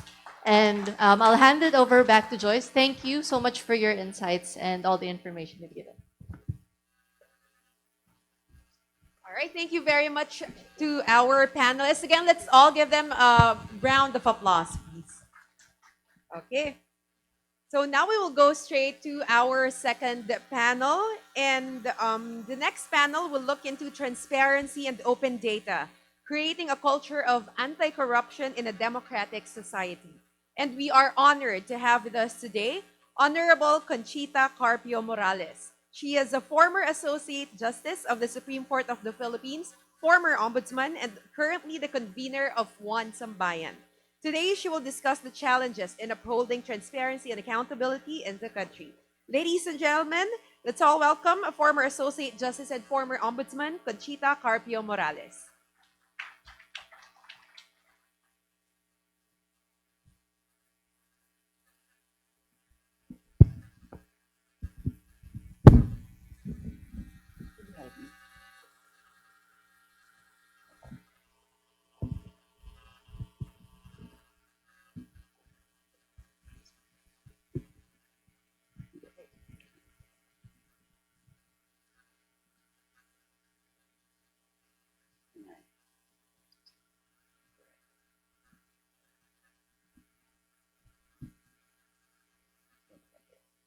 No, no, this one. Okay. Mr. Victor Africa, no, sorry, Mr. Victor Andres Manhit, President of Mr. Bay's ADR Institute, and of course of Democracy Watch Philippines, other esteemed officers and distinguished guests, fellow speakers. I was about to say discussants, but I had just been told that after the speeches of this panel, there's going to be no more discussion. So I am given the liberty of leaving after my speech. Sorry, not that. Ladies and gentlemen, a pleasant morning. I am pleased to be part of this town hall discussion on a vital subject that matters to every Filipino at this crucial time in our history, and thus most apropos at this time and climate. Demanding transparency and exacting accountability are twin pillars in the fight against corruption. History will tell us that these two approaches have been very significant in gaining and regaining our democracy. During the Spanish occupation in the Philippine Islands, Jose Rizal may be considered as one of the earliest whistleblowers. Through his novels, No Alibi Tangere and El Filibusterismo, book, and as recounted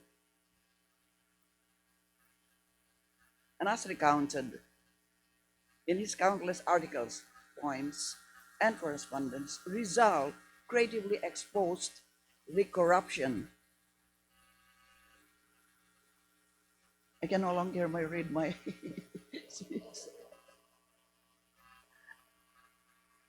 corruption scandals and abuses perpetrated by the friars and secular hierarchy. He lent a voice to people shivering with fear in a land shriveled by colonialism and shrouded by closed governance. Professor Maria Sirena Diokno, in her article entitled Corruption and the Moral Imperative Through the Lens of Rizal, presented an ethnography of corruption from Rizal's viewpoint by recounting the vivid details of arbitrary execution of colonial taxes, pigeonholed applications for permits or licenses, calculated delays in infrastructure projects, forced evictions and dispossessions, judicial bribery, and rampant illegal arrests. Thumbing through the pages of the article, one might be lured to thinking that the accounts seem to describe the present day Philippines. Maybe I should not say seem. Significantly, Jokne pointed out that results letters are especially useful because they articulated what colonial reports silenced and what official numbers hid. Whether in results time or in our time, the sad truth has remained that transparency and governance is constantly under siege. In the discourse on transparency, with the analogy of exposure to sunlight as the best disinfectants, Justice Louis Brandeis aptly remarked that if the broad light of day could be in upon men's actions, it would purify them as the sun disinfects. Indeed, transparency and government transactions is a preventive measure in fighting corruption and combating impunity because it facilitates scrutiny of all government actions and transactions. Perpetrators are keeping up with the times and employing the most sophisticated means of, bluntly speaking, fooling the public. Consequently, it behoves the general public to arm themselves with upgraded weapons and superior counter tactics to crush the enemy. In one of his books, Randall Young, a famous American lawyer, informally defines fraud as a perpetration of complex lie. And the toughest weapon to combat a complex lie is truth itself. With truth, you can never go wrong. In the documentary entitled The Kingmaker, a first lady, the first lady before, once equipped that perception is real, truth is not, as if denoting that what really matters is the prevailing narrative that the people will most likely perceive. Therefore, the challenge now is to make truth perceptible. It should be palatable or readily comprehensible. If reality is a matter of perception, the truth, above all else, must be perceived as it is. It is real. It must be perceived as real. Any attempt at distortion should be taken as a welcome opportunity to distill the light of the truth that could further enlighten the people. We are in the midst of a digital revolution which has spawned social media giants such as Facebook, Twitter, now X, YouTube, Instagram, and TikTok. They have precipitously empowered every Filipino connected to the digital highway to effect societal change by the mere click of a mouse. The Filipino is now armed with smartphone as the weapon of choice. Information sharing among communities or countries has helped millions combat calamities and disasters and direct aid or relief where most needed. Traffic has become a bit bearable. Of course, not at this time. Through real information relayed through social media or application in smartphones.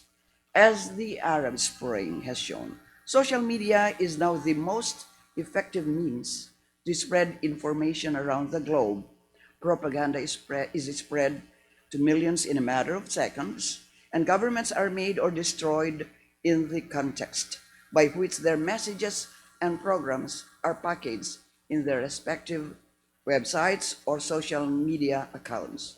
Social media may well be the great equalizer as it gives the people a powerful platform for change and influence political decisions when utilized, of course, in the proper way.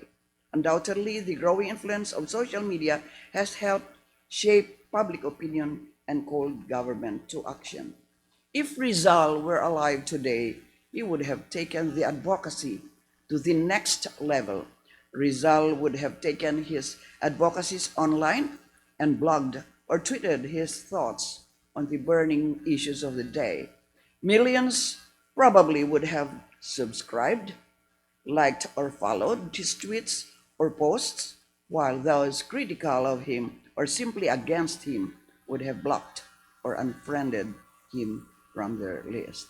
Interestingly, however, this government has entered the so-called post-truth era, where truth does not really matter anymore.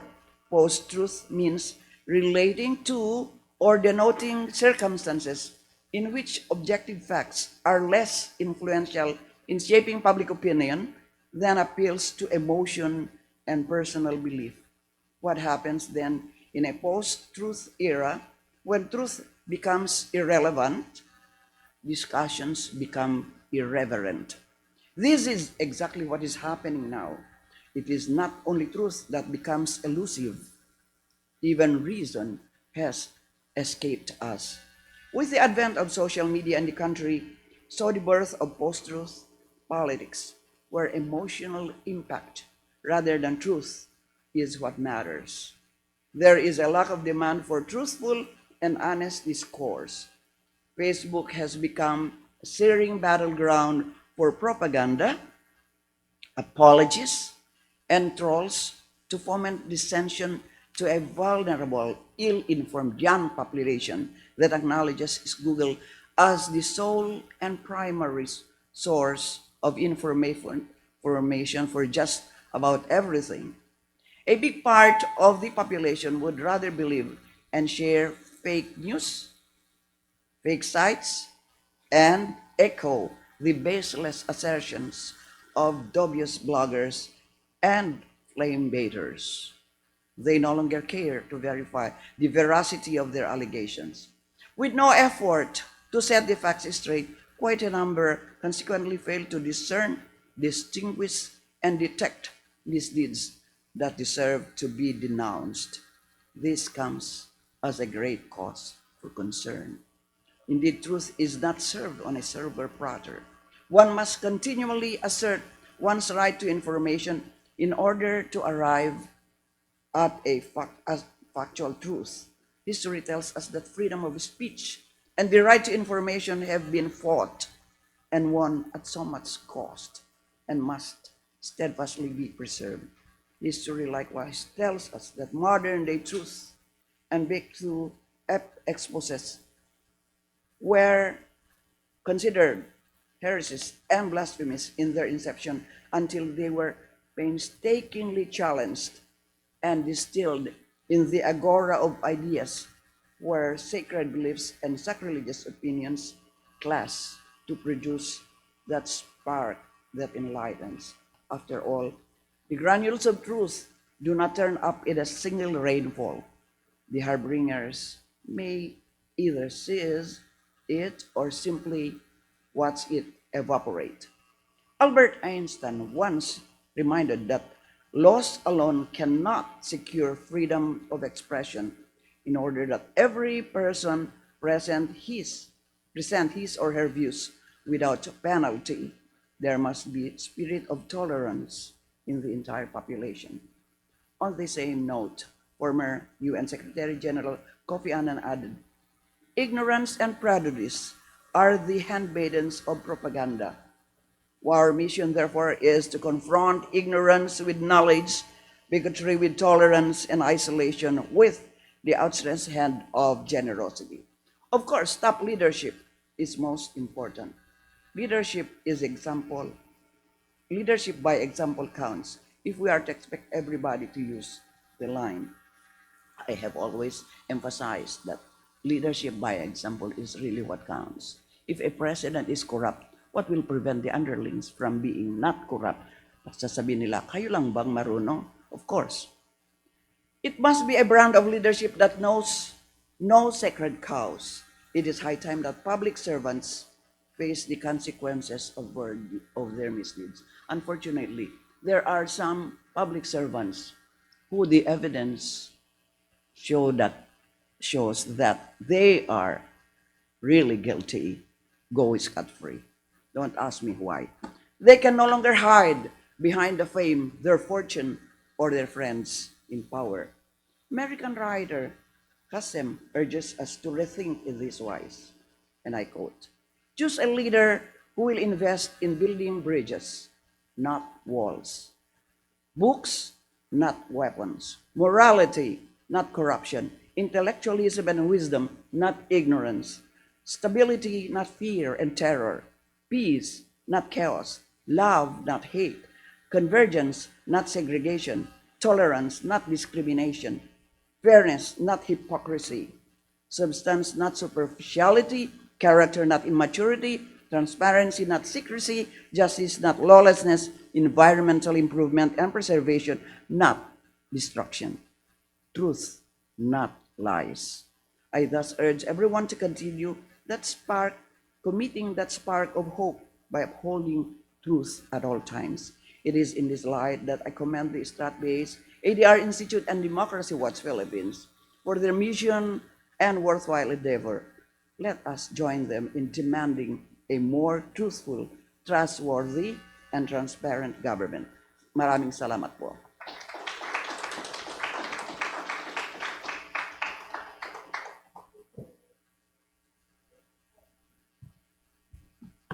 All right, thank you very much, Justice Conchita Carpio Morales.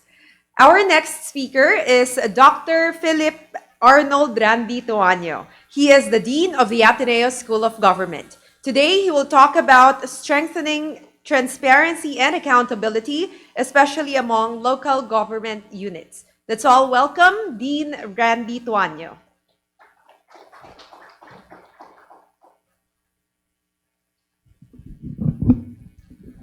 Justice Morales, Prof. Dindo, Doc Kiko, and the rest of the stat-based ADR team, all fellow presenters. So good morning.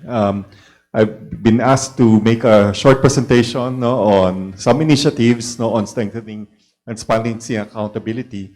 And I'd just like to offer a recent initiative that the Ateneo School of Government has tried to undertake. So this is a very preliminary work that some of us in the school have been undertaking. So together with me in this work is our Professor of Praxis, si Heidi Mendoza, who's now also Dean of the School of Accountancy, I think in Rizal Colleges of Laguna. One of our former faculty members, si Jerry Cruz, who's now with the MIT Political Science Department, and also Rainer Mora, who's also one of our graduate students. So I hope that this initiative might find some interest also among you. So next slide, please.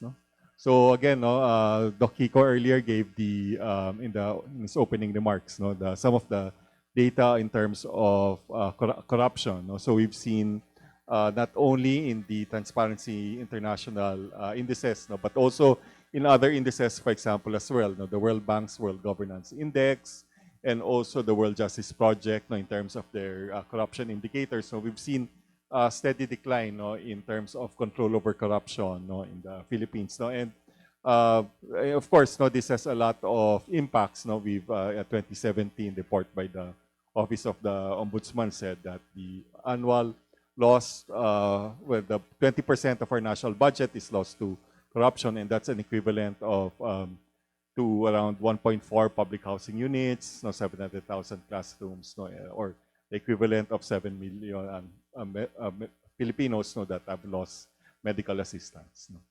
So the next slide.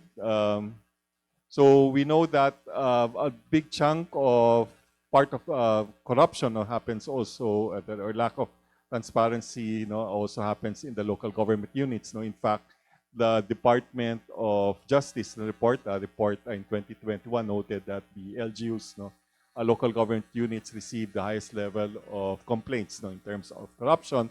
And I think the speakers this morning elucidated on many of the issues related to transparency and accountability, and some measures that maybe can address them. So among them, one is the incomplete disclosure of information, which can maybe be addressed by enhancing information dissemination and publicizing financial reports, the lack of trained personnel in financial reporting. So there was a thought earlier on how do we strengthen public financial management.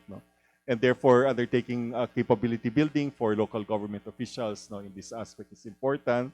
The inadequate measures for monitoring performance, so increasing their standards, no, and the institutions involved in monitoring can be important. And I think there will be some more discussions in a while, no, in terms of participation of citizens groups and citizens bodies, so supporting initiatives to consultations, feedback, and citizens-led monitoring.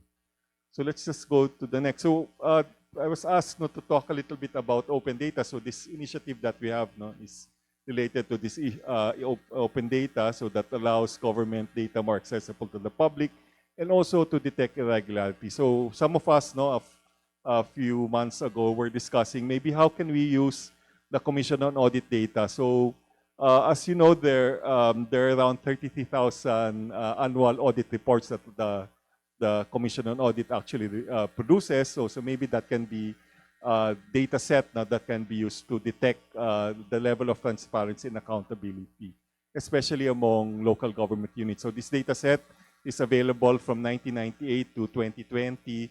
So what we've done in the past few months, no, is to download all of these reports, no. So and according to commission, so that's why Commissioner Mendoza, no, ID Mendoza said that maybe we can describe this as an open audit program, no, to make audit processes, findings, and related information more accessible to the public, and hopefully can strengthen transparency and feedback, no, and accountability for feedback. No, so we have all the annual audit reports of local government units. Of course, we are also aware of the limitations of these audit reports. No? So sometimes they're incomplete. There are many also issues or errors now in terms of reporting, so that data set now is actually also being cleaned up. No? So in the next slide, what types of data can be actually derived, no, from that from this corpus, no, of data? So there are 33,000 audit reports. So not only comprising reports from local government units, but also national agencies and state-owned enterprises. No? So we've tried to use recent advances, no, in big data analysis, no, using natural language processing and machine language, no, and of course guided by the auditors, no. Professor Commissioner Mendoza has been very useful, no, in trying to help also identify maybe interviews that you have, no, in terms of how do we say that this report is of good quality or not, no. And then hopefully we will be able to release. Now the plan really is to release all of these reports and the analysis, no, also to other academic groups, so that you can also do the analysis, no, of that level of transparency and accountability in these different agencies, but primarily the local government units. And hopefully we'll be able to link, no, this with the work being done by donors, no, in terms of partnering it. And there's some thinking, no, by Commissioner ID, no, that maybe this could also be a methodology that can be used in other countries, no, as well. No. So the next slide, just a sample of the reports that we can get, no, from the from the data. No. So we get a lot of, so by using language processing models, no, so using, so we're able to get some data on what types of problems that auditors actually have found, no, in many of these reports. No. So most of the data that we saw, no, coming from this report include, of course, no, I think this is public knowledge, no, but we wanted to identify maybe which type of local government, or maybe which region or province, so this would be more prevalent, no? So problems of unliquidated cash advances, procurement issues, and inventory anomalies, no, are the most prevalent. No? But we try to also identify many other issues, no? For example, issues related to solid waste, no, or municipal audit recommendations, no, issues related to financial transparency also as well. So there are many red flag transactions, no, that can be reported, no, out of this data set. So in the next slide, just also a listing of the distribution. So this just lists how much across all offices or institutions, no, how much are the unliquidated cash advances, no, and of each agency. So if among the agencies, no, of course, we see agencies that have more than 100 million pesos unliquidated cash advances. So this is also a potential red flag. So it's possible to extract a lot of public financial management issues related to accountability or even corruption or even state capacity. So maybe it could be that the number of red flags, no, in this auditing process can also indicate the lack of institutionalization of or capacity, no, by the agency. And we want to link all of these indicators of transparency and accountability, no, to socioeconomic data, no, in the area. So can we say that local governments that have more transparency and accountability issues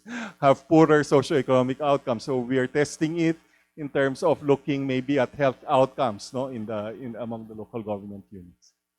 So next slide. So the next slide just shows there's a lot of work. No? So we just started this work only this year.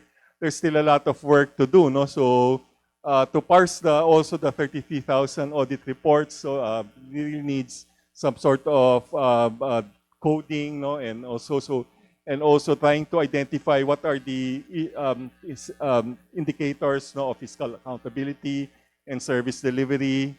Of course, we want to partner also with institutions like the Democracy Watch, no, because this data naman will be made available eventually. You know? So we're talking also with UNDP, maybe seeing if they can also be engaged in this work. You can, for researchers among you, you can already download the data. It's in a GitHub repository, and I'll just show you the link in a while.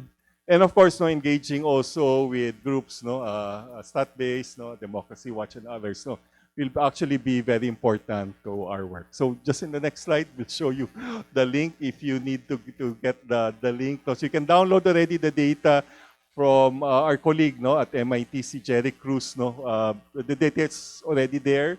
But recently, we had to get funding to continue this work. So Jeric was kind enough to submit this to yung open data prize of the university. So we were able to get some amount, no, for continuing this work. No? So maraming salamat.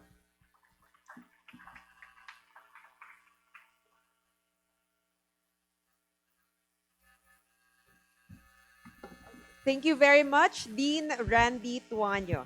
Okay, also with us today is Attorney Ryan J. Rosette. He is the Senior Project Director of the Legal Network for Truthful Elections, or LENTE. He will talk about the importance of civil society participation in ensuring transparency and accountability in government. Ladies and gentlemen, Attorney Ryan J. Rosette.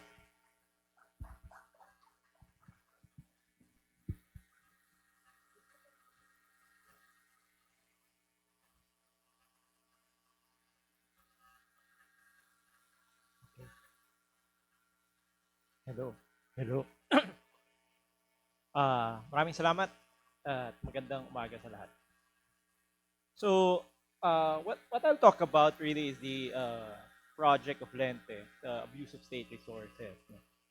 Because it's actually in that initiative that we have really we sought to involve citizens on how to monitor corruption, political corruption in the local government unit.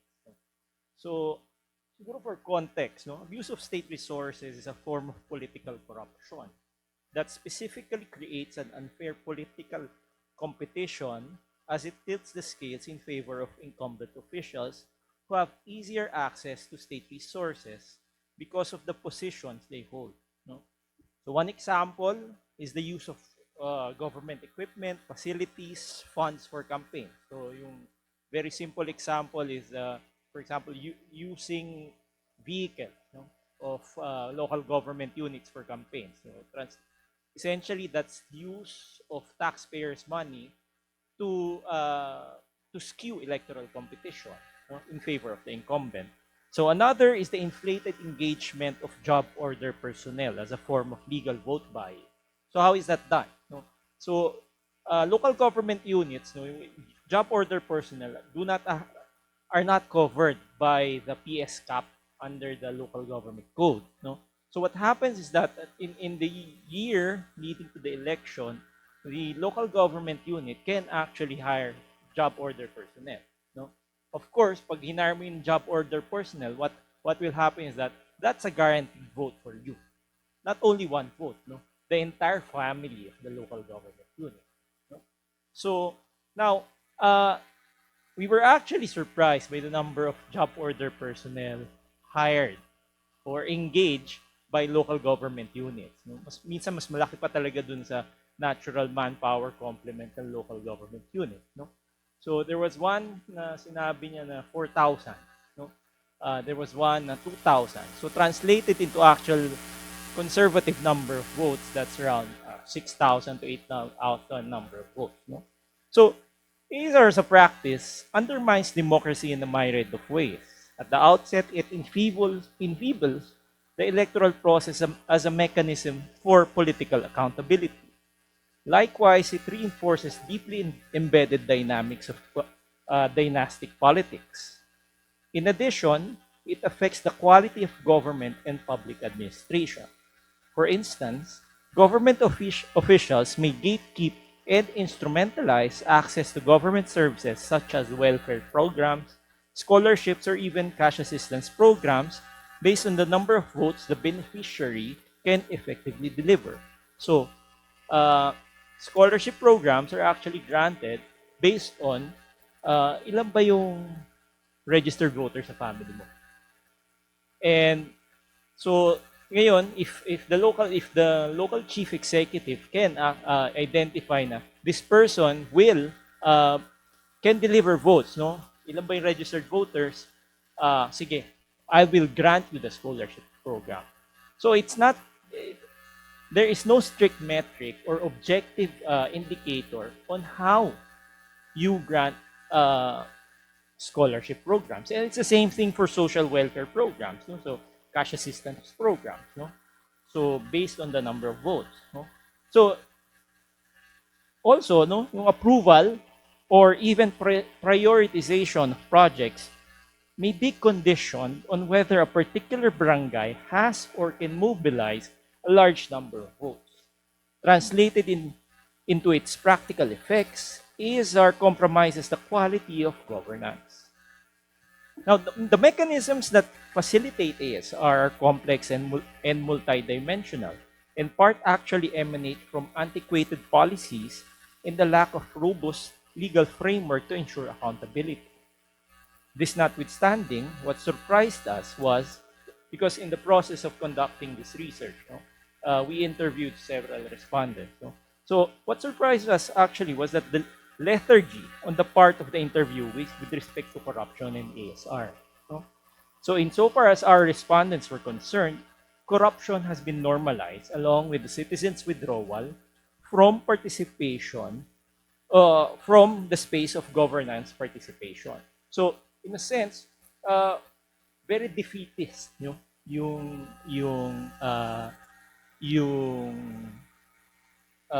relationship when it comes to corruption. No? So, in fact, one of our respondents said, di ba ganyan naman talaga yan? Which is really sad. No? Really sad. In spite of that somber response, there is much potential in citizen participation insofar as anti-corruption is concerned. It would, however, entail a cultural transformation in the shedding of the Filipinos' preconceived notions of how leadership and democracy should be. Because based on our observation, the concept of the Filipino in terms of how democracy is that democracy is about election. You elect your leaders, and then that's it. Bahala na kayo. So there is really no participation in the governance process. When in fact it's something that should be continued, something that is sustained. No? So there should be a movement from rulership to governance, where people, the citizens, are actually empowered to participate in the governance process, in the decision making, in the policy making. Okay.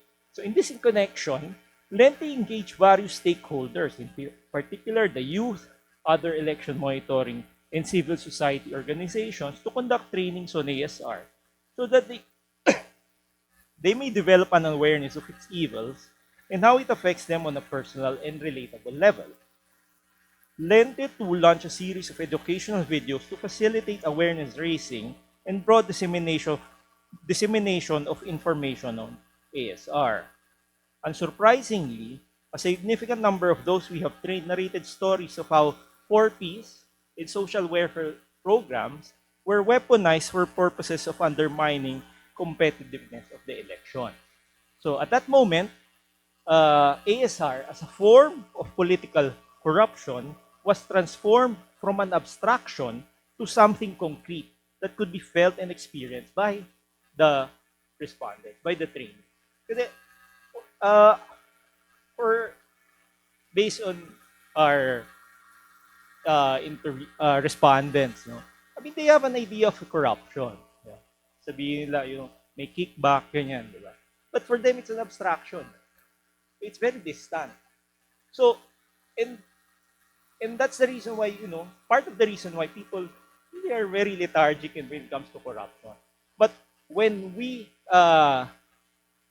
narrated to them something that's very, relatable, very personal story, ito, 4Ps, no? 4Ps was actually instrumentalized. So, you did not receive your social welfare benefits because you are identified with this particular candidate. And that is not fair. And you should actually be empowered to check it. So, yun, dun nagsimula. No? In a sense, there was a connection with corruption in their experience. It's not something na abstract na lang. No? So it was important to emphasize to the role of personal accountability in ensuring a vibrant democracy and how citizens can and should in fact participate in governance. In other words, democracy is a duty. So empowering people with knowledge and a sense of duty, however, is not enough without providing them the mechanisms or channels to exercise this duty. In this regard, Lente launched a portal leading to the barangay elections for the general public to be able to report incidents of ASR. This way, citizens are able to reduce corruption by keeping these incidents in check.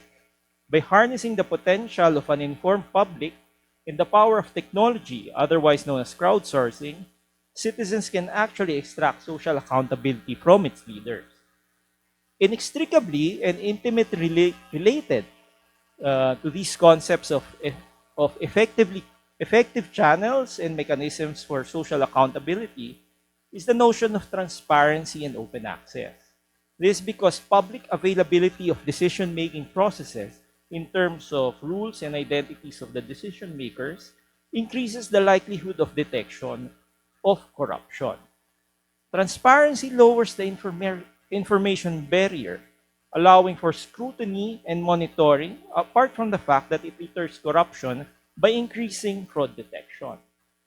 Lamentably, government officials do not always provide citizens the same access to space and information in relation to fighting and detecting corruption, and this remains a great challenge. Admittedly, there have been efforts to make government more transparent, such as the issuance of the Freedom of Information Executive Order, but this generally remains applicable to the executive department. Moreover, the implementation and full realization of the executive order often collides with data privacy in spite of the fact that the requested information involves transactions imbued with public interest. Of course, citizen empowerment and increased detection are but some aspects of engendering a culture of anti-corruption. It is important, too, that the perpetrators are not scot-free. Otherwise, instead of building a culture of anti-corruption, we reinforce an ecosystem of impunity where any ostensible progress made in the realm of accountability shall remain a buzzword devoid of institutional meaning. Marami pong salamat.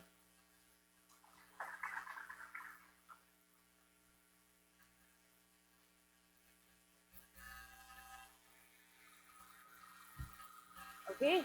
Now, for our last panel, we will talk about procurement and budget transparency, ensuring accountable and responsive public service. So, to start our panel, may we call on Ms. Mardy Mapa Suplido, the chairperson of the International Center for Innovation, Transformation, and Excellence in Governance, or InsightGov. She will talk about the efforts of the civil society in ensuring budget transparency and accountable public service. Ladies and gentlemen, Ms. Mardy Mapa Suplido. Thanks, Joy. So, mayong aga sa tanan. Sige, so my role is to to just share no, some of the, kasi na-share na ng government, private sector, so with CSOs, our efforts in budget transparency and accountable public service. So just a bit of background next. Yeah, InsightGov, maybe some of you are familiar, it was founded in 2005 by a group of former senior government officials who resigned from the Arroyo cabinet because of all the cheating. So today, we are a group of about 40 to 50.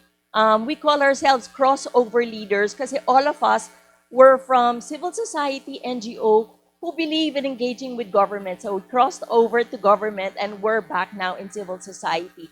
And that really is our role. Our role is to push civil society, NGOs, to engage with government as part of our work for democracy and development in the country. Yeah, so you'll see that in the photos.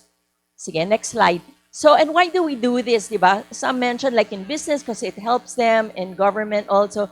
But for us in civil society, we all know diba, our end goal is really good development outcomes, better health, education, and so on.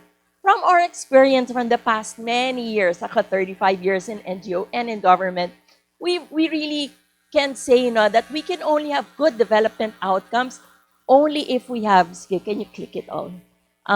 Only if we have good governance. No way you can't do that. No way can you have good development outcomes.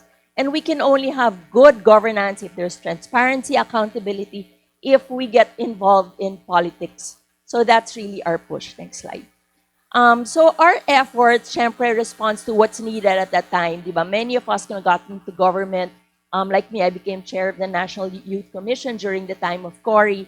So we were learning pa lang at that time, diba? So the late 80s. So in 90s, 2000, many of us learned from that, and we felt that one of the big things we needed to start with was teaching civil society to understand how the budget in government, budgeting process in government works, diba? Kasi it wasn't clear to many of us. We were just all rallying in the street. So our efforts in that time, early 2000, was we had a lot of training for civil society. I remember mine, I attended mine here in AIM. We had this really big booklet pa. And teaching us to understand budget processes. And then we started with the Open Government Partnership. Okay, next slide. And then when Pinoy got into government, he pirated five of our members to become cabinet secretaries. So we focused our efforts at that time to institutionalizing people's participation. So bottom-up budgeting, the Kalahi seats, and the 4P, civil society, again, engaging for transparency and for accountability.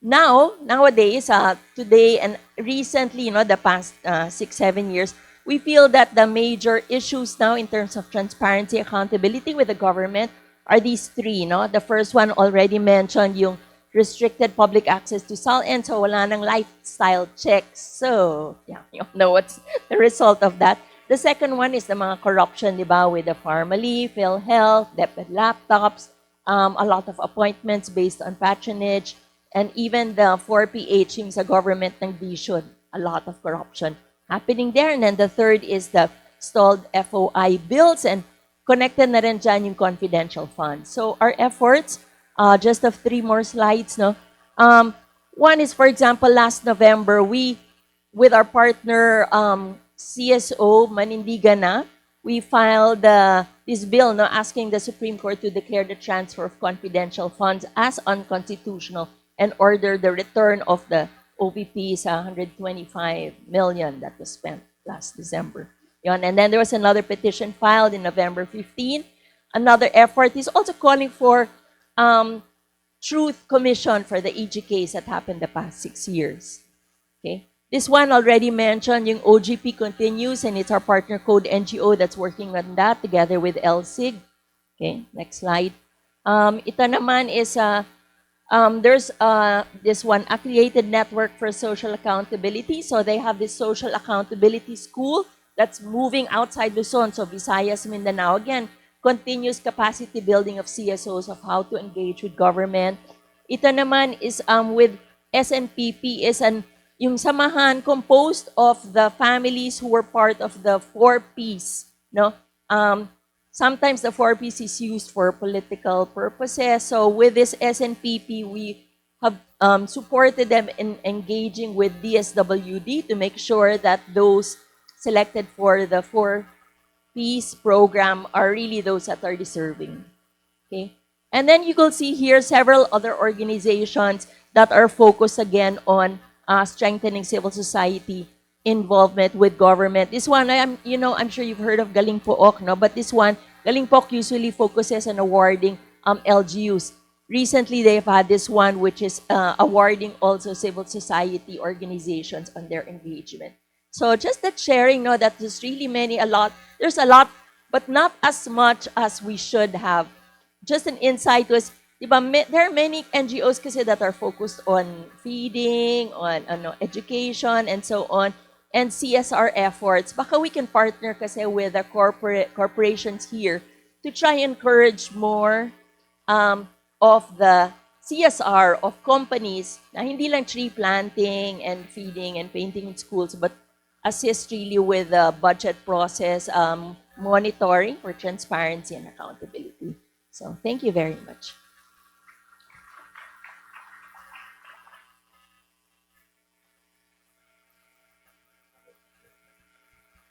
Okay, thank you very much, Mardy Suplido.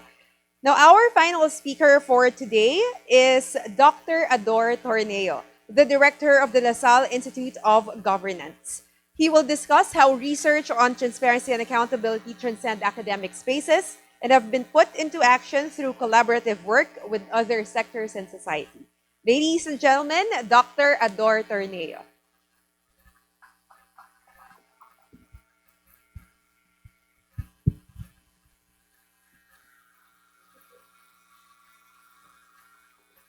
Thank you very much to Professor Dindo Manhit for the invitation to share this morning. Colleagues, good morning. So I'm Ador Torneo. I am from the Jesse M. Robredo Institute of Governance of the LaSalle University, or the LaSalle Institute of Governance. We are a private, nonprofit, and nonpartisan research and training institution based at the College of Liberal Arts in the LaSalle University. And we had been around for the last 23 years. No? So let me just share. No? Because time is limited, I will start with the key takeaways of my presentation. Okay, so first is academic institutions. No? Research institutions and academic institutions in general have a very important role to play in improving governance, addressing corruption, and enhancing transparency and accountability in the public sector. So I can only speak from my experience. No? I was formerly with several academic institutions actually. No? Ateneo de Manila, the Asian Institute of Management, and De La Salle University. But I'll talk more about our experience at De La Salle University. No? The first and the main topic assigned to me is research. No? So one of the most important and distinct roles that research institutions, academic institutions can do is knowledge production and dissemination. Scientific research and distilling and integrating learnings from experience and practice. No? I think, I hope there will be, I hope we can agree that there are very few institutions that can match the capacity of academic institutions to systematically collect, process, and analyze large information and distill knowledge. No? So in our institute, we don't talk about the differentiation between theory and practice. No? For us, theory should be informed by practice, and practice should be informed by sound theories. No? Of course, many of the interventions that we do, the actions that we do, we believe that interventions and civic technologies will be more effective if they are grounded in sound knowledge. Okay? Second, role of institutions like ours is building the capacity of other stakeholders, including government, civil society, private sector, and other actors, helping the different actors improve their understanding, equipping them with working and actionable knowledge, and keeping them updated with the state of the art, the latest knowledge and practice that they can use to advance their advocacies and accomplish their mandates. Okay? The third role of academic institutions, no, in addition to research, is this, no, bringing together the different stakeholders, mediating, convening, and providing a free, open, and safe platform for dialogue, knowledge exchange, and collaboration between the different stakeholders. Of course, part of the work that we also do, no, in addition to creating that safe space and fostering collaboration, is monitoring and evaluating the performance of the different stakeholders. No? Our experience with open government partnership is commitments. So our role is to independently and objectively monitor the accomplishment of those different commitments and to ensure that the objectives are met, intentions are realized, and the different stakeholders and duty bearers are held accountable. Okay, so we can share, no? I can share only my our founding director and my former boss, Dr. Kiko Magno, already shared some of the work of our institute in the last couple of decades. But let me just share some of those that I have personally encountered. One is research in particular. I was discussing this with Shanice earlier, no? One of my first encounter with the institute was an in-depth research on political corruption in infrastructure projects. I think everybody knows that infrastructure is one of the most vulnerable sectors when it comes to corruption. But we know that there are certain tongpats, no, certain practices that are being done.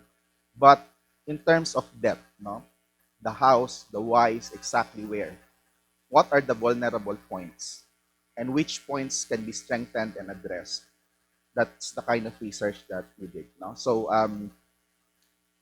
our study also explored not just traditional corruption, but we actually looked at political interference, a form of political corruption in public infrastructure projects, situating points of vulnerabilities within the Philippine government's infrastructure project management cycle and budget cycle, with the hope that the different stakeholders, government, civil society, can address those vulnerabilities, plug those holes, and strengthen the system overall.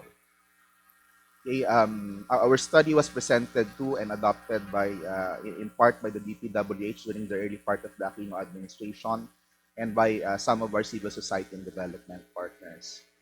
When it comes to procurement and budget transparency, no, we also sometimes directly involve ourselves with direct capacity building. One of my involvements was training local governments with the procurement law and community-based procurement partnerships. No? We did some trainings around 10 years ago in small rural local governments in Quezon, so that we're able to build the confidence and capacity of local community actors down to the barangay level on how to proceed with procurement while avoiding many of the problems that usually come with it. No? So we working together with the Transparency and Accountability Network, we taught community members of how to go about with procurement properly, how to ensure transparency and accountability and in their procurement processes. So we've also worked with several organizations, people's organizations, NGOs, community leaders, LGUs, and those in Kalahi Seeds, promoting community-driven development and conducted local budget training to foster local budget literacy. We work with international budget policy and even community members, for example, with the citizens of ABRA, who volunteered because they wanted to ensure that local infrastructure and local government projects are delivered properly on budget and on time. So the Institute also conducts related projects such as national budget monitoring, mechanisms for promoting transparency and accountability, and mechanisms for promoting transparency, for example, with the support of OSA. So we work with local governments such as the city government of Puerto Princesa in partnership with the University of the Philippines, local NGOs. No? We provided together training and workshops to help local citizens and the local government engage in the budgeting process effectively.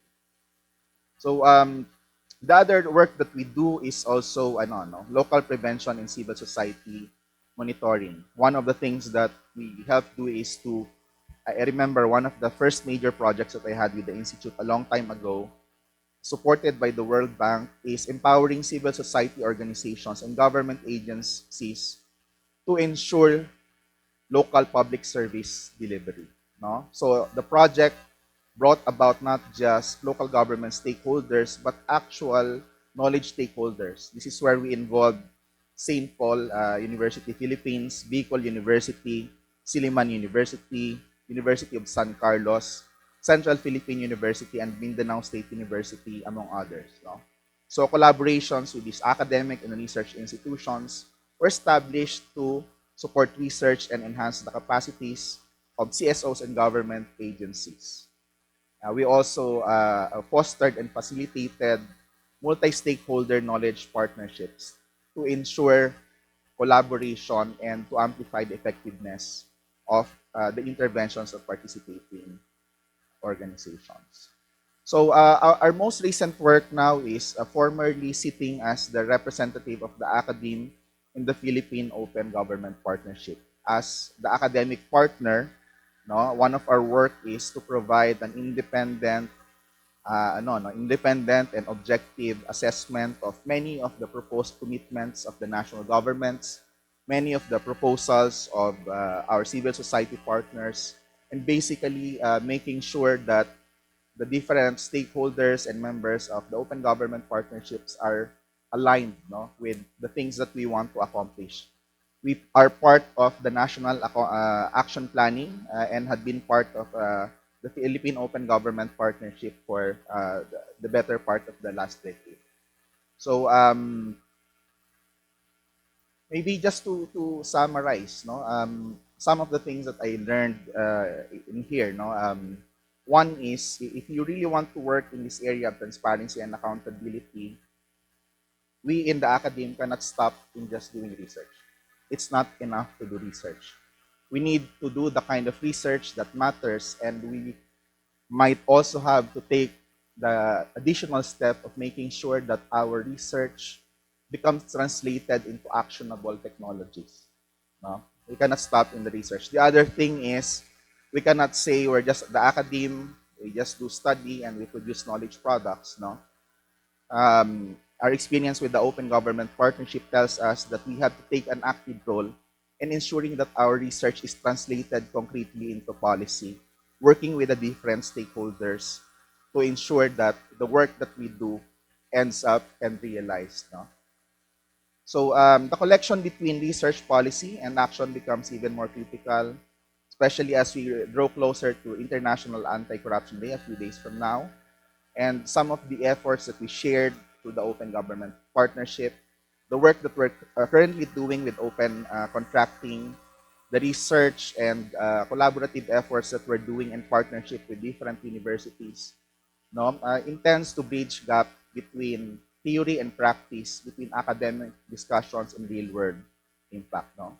We are hoping that by pursuing these initiatives together, no, we can come up with new knowledge, new insights, and new and more effective ways of dealing with corruption and fostering transparency and accountability. I think I'm going to end here. Thank you very much and have a good day.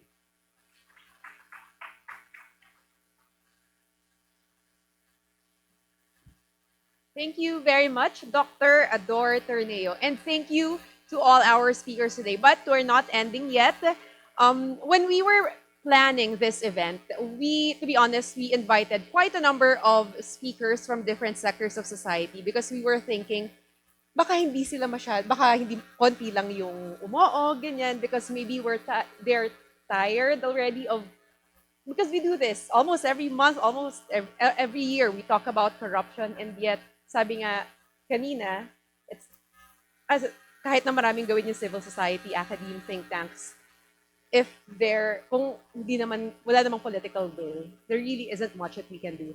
So we were pleasantly surprised when almost everyone we invited actually said yes. So we have this, actually it's a good problem. Now we're running out of time because we have a very comprehensive exchange of knowledge this morning. And actually, just about 30 minutes ago, we received another video recording from someone who we invited, but unfortunately cannot attend. But he sent his regrets, and he sent a special video message. I'm referring to the convener of Mayors for Good Governance, Baguio City Mayor Benjamin Magalong. So he sent us a recording, a short message about the challenges in ensuring transparency and accountability in the Philippines, especially in the local government units. So let's listen to Mayor Magalong. Good morning, ladies and gentlemen. It is an honor to join you as we commemorate Anti-Corruption Day, a day that holds profound significance in our collective commitment to upholding transparency and accountability in our beloved town. I stand before you as a public servant, dedicated to the principles of integrity, honesty, and relentless pursuit of a corruption-free society. Today's town hall discussion, whole of society approaches to transparency and accountability, underscores the fact that combating corruption is not the sole responsibility of any individual or institution. Rather, it is a shared duty that requires the collective efforts of the entire community. Transparency and accountability are the pillars upon which good governance rests. They are the bedrock of a just and equitable society. As we celebrate Anti-Corruption Day, we must reflect on the progress we've made and the challenges that lie ahead. To achieve lasting change, we need your active involvement. We need the vigilance of every citizen, the dedication of every community leader, and the collaboration of every sector, public and private alike. As public servants, we must hold ourselves to the highest standards of conduct. We must demand the same from our institutions, our businesses, and fellow citizens. Together, we can create a culture where corruption finds no refuge, where public resources are used to the benefit of all, and where trust in our institutions is unwavering. And as we mark this Anti-Corruption Day, let us recommit ourselves to the values that define us as a community. Let us stand united in our pursuit of a transparent and accountable society. Remember, the fight against corruption is a continuous collective effort that requires our sustained commitment. May our shared dedication to transparency and accountability lead us towards a brighter and more just future for all. Maraming salamat. Mabuhay. Okay, thank you, Mayor Magalong. And we have one more. We have another video recording, this time from Dr. Lizan Perante Calina. She is the Dean of the Development Academy of the Philippines. She will discuss the efforts of the Development Academy of the Philippines in ensuring accountability in public service. Ladies and gentlemen, Dr. Lizan Perante Calina.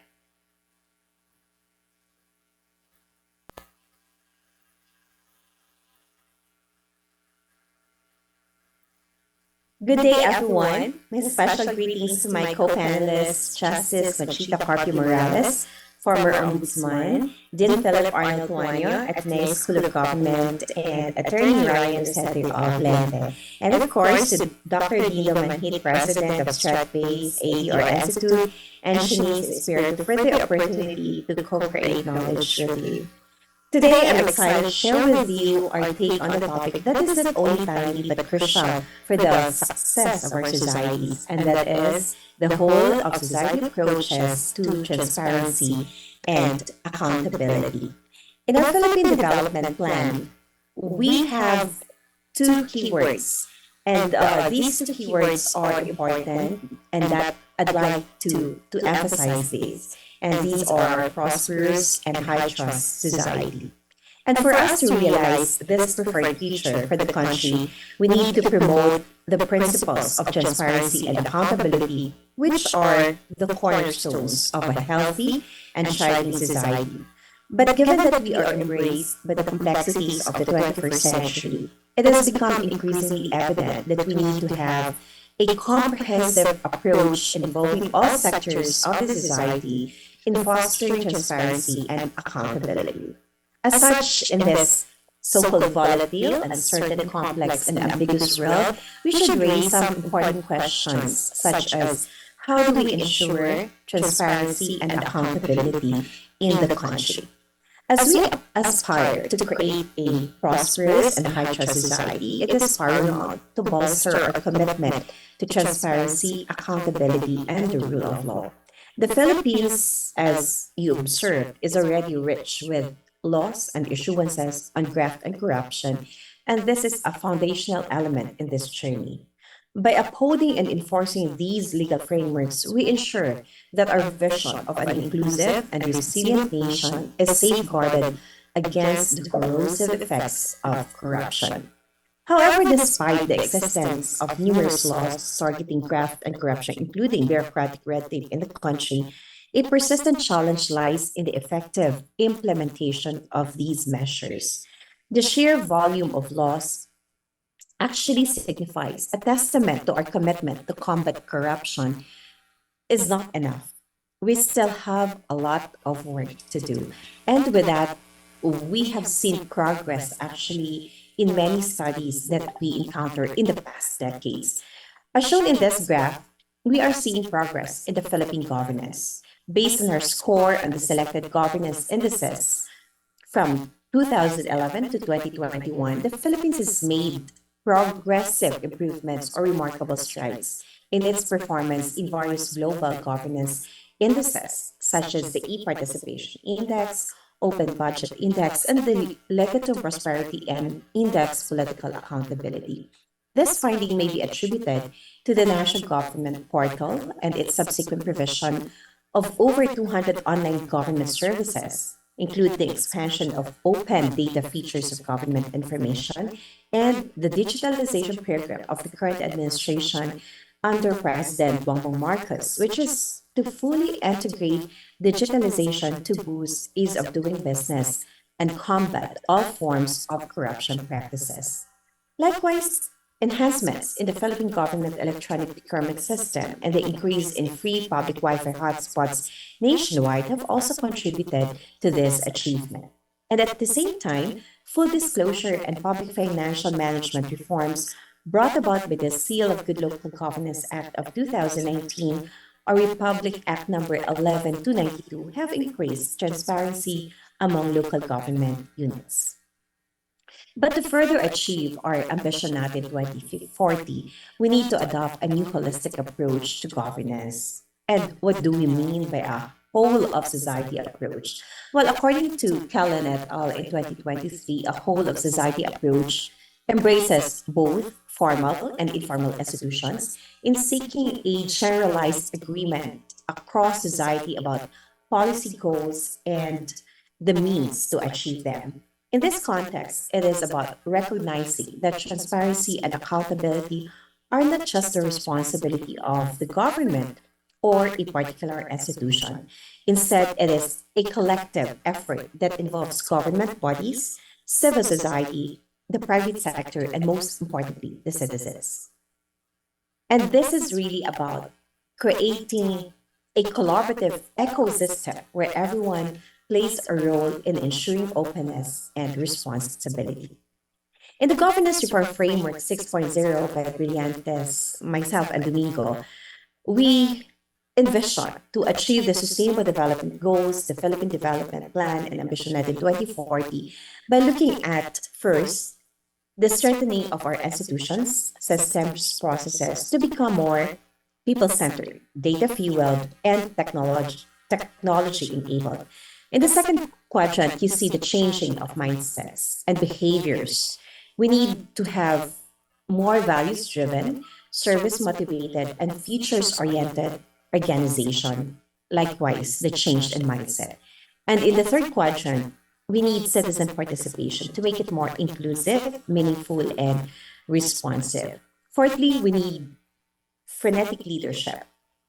In particular, we all know that leadership is a classic handle, and on frenetic leadership, it is more about practical wisdom, common good, and knowledge co-creation. So all these are encapsulated with globalization. While looking at a globalized community, we also have to prioritize the local context. And competition is about competition and cooperation. And the wrapping mechanism of this is communication. How do we put the right message across when it comes to policy implementation and development planning?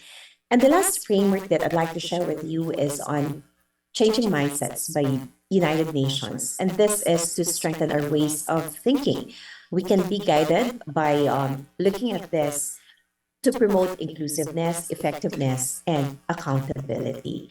So, in conclusion, a whole of society approach to transparency and accountability is not just an ideal concept, but it is a necessity. This opportunity to discuss such important matters about making our society prosperous and a high trust calls for action.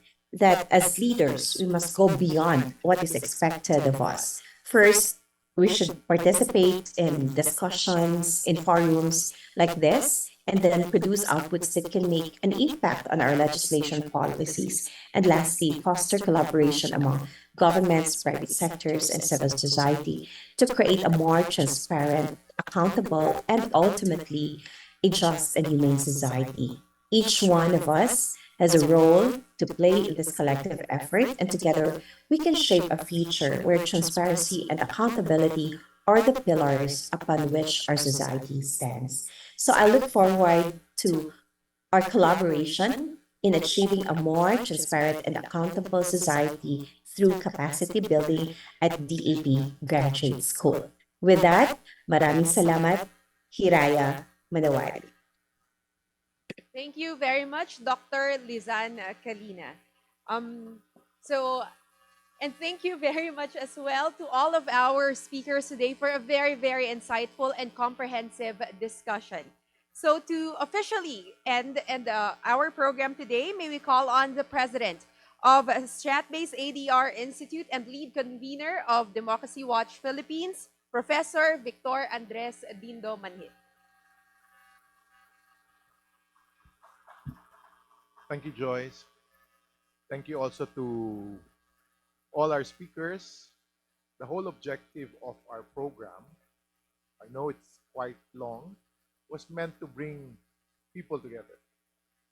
And but this is just the first step. As we gather this morning, maybe we can move this forward in 2024. Some of our partner organization also in Strat-based ADR Institute is here. That's why I wanted to meet them also. Citizen Watch, led by former Congressman Kit Belmonte and Orly Oxales. Of course, our Attorney Carey of Bantay Consumer. Our partner groups under the Universal Healthcare Watch, which is an umbrella organization of different patients groups in the country. Our champion in terms of environmental stewardship. So, Alvin from UHE Watch and Engineer Felix, thank you for joining us also. And to everyone, allow me to share my thoughts. To end, I hope you have a little patience. I know it's been a long morning. The concern of corruption has been a persistent issue that affects all levels of society. I actually spent 26 years of my life teaching this at the De La Salle University, this argument.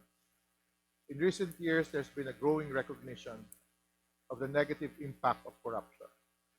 It hinders investment and economic development, wrecks the social fabric, and undermines democratic institutions. I always take note of the result of the Management Association of the Philippines.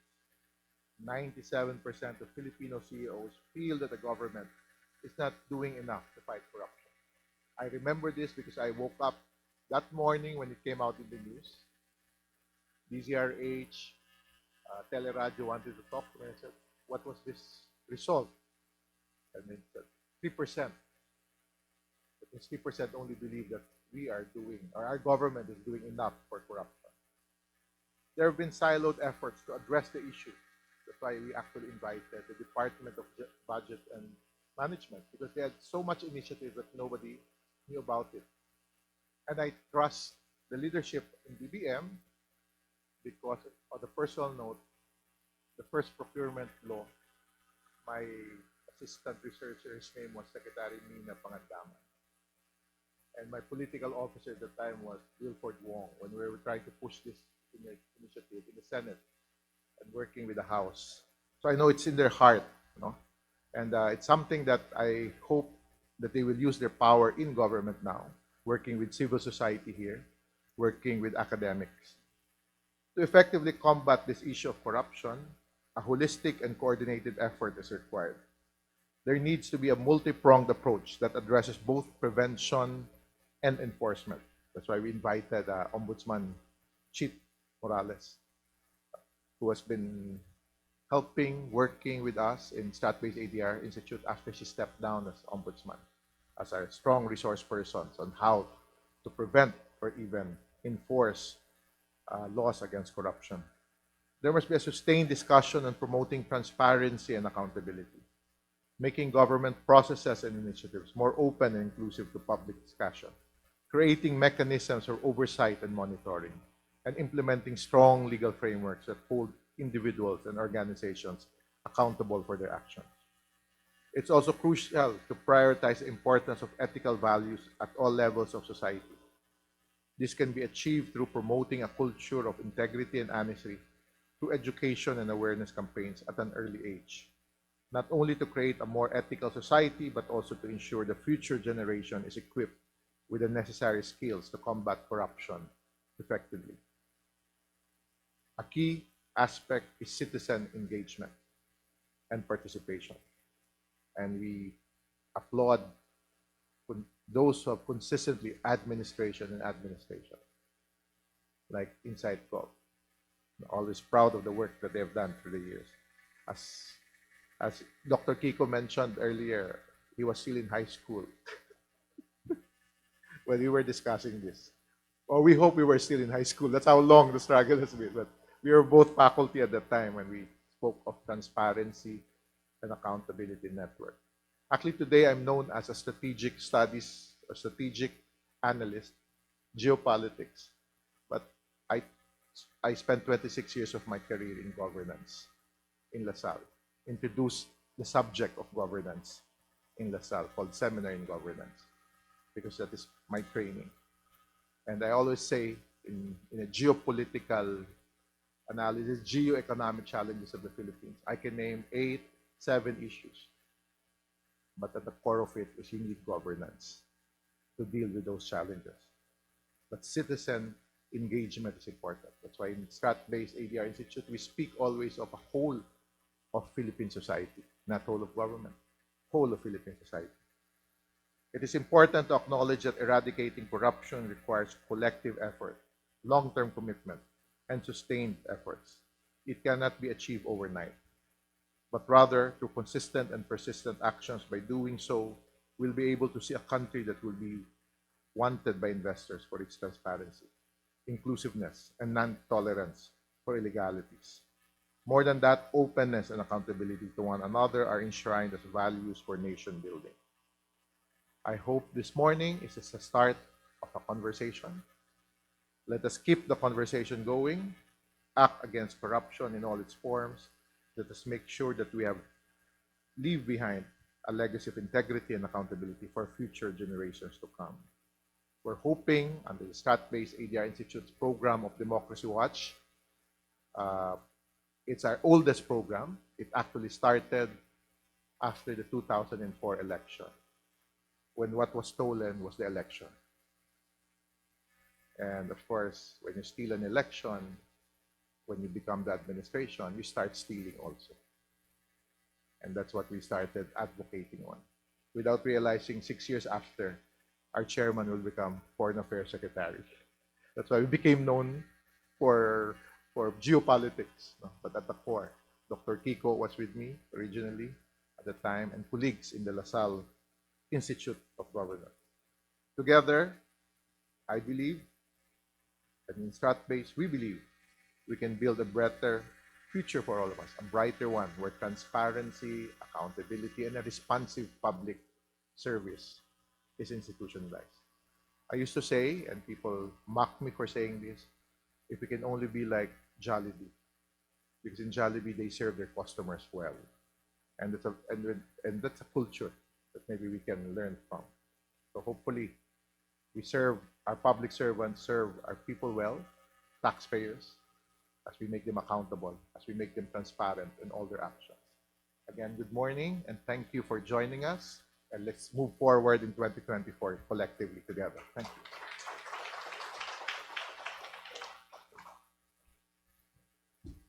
Thank you very much, Professor Dindo Manhit. And again, I can't thank our speakers enough. Thank you very much to our speakers who joined us today. Let's give them a round of applause again, please. And I would like to thank our participants who joined us here in the venue and everyone who also monitored our event today via Zoom and via Facebook live stream. So again, I am Joyce Ilas, and I think this is our last event for the year. So allow me also to greet everyone a Merry Christmas and a Happy New Year. Have a pleasant rest of the day, everyone. Thank you. Maybe request our speakers for another photo opportunity before you go, please.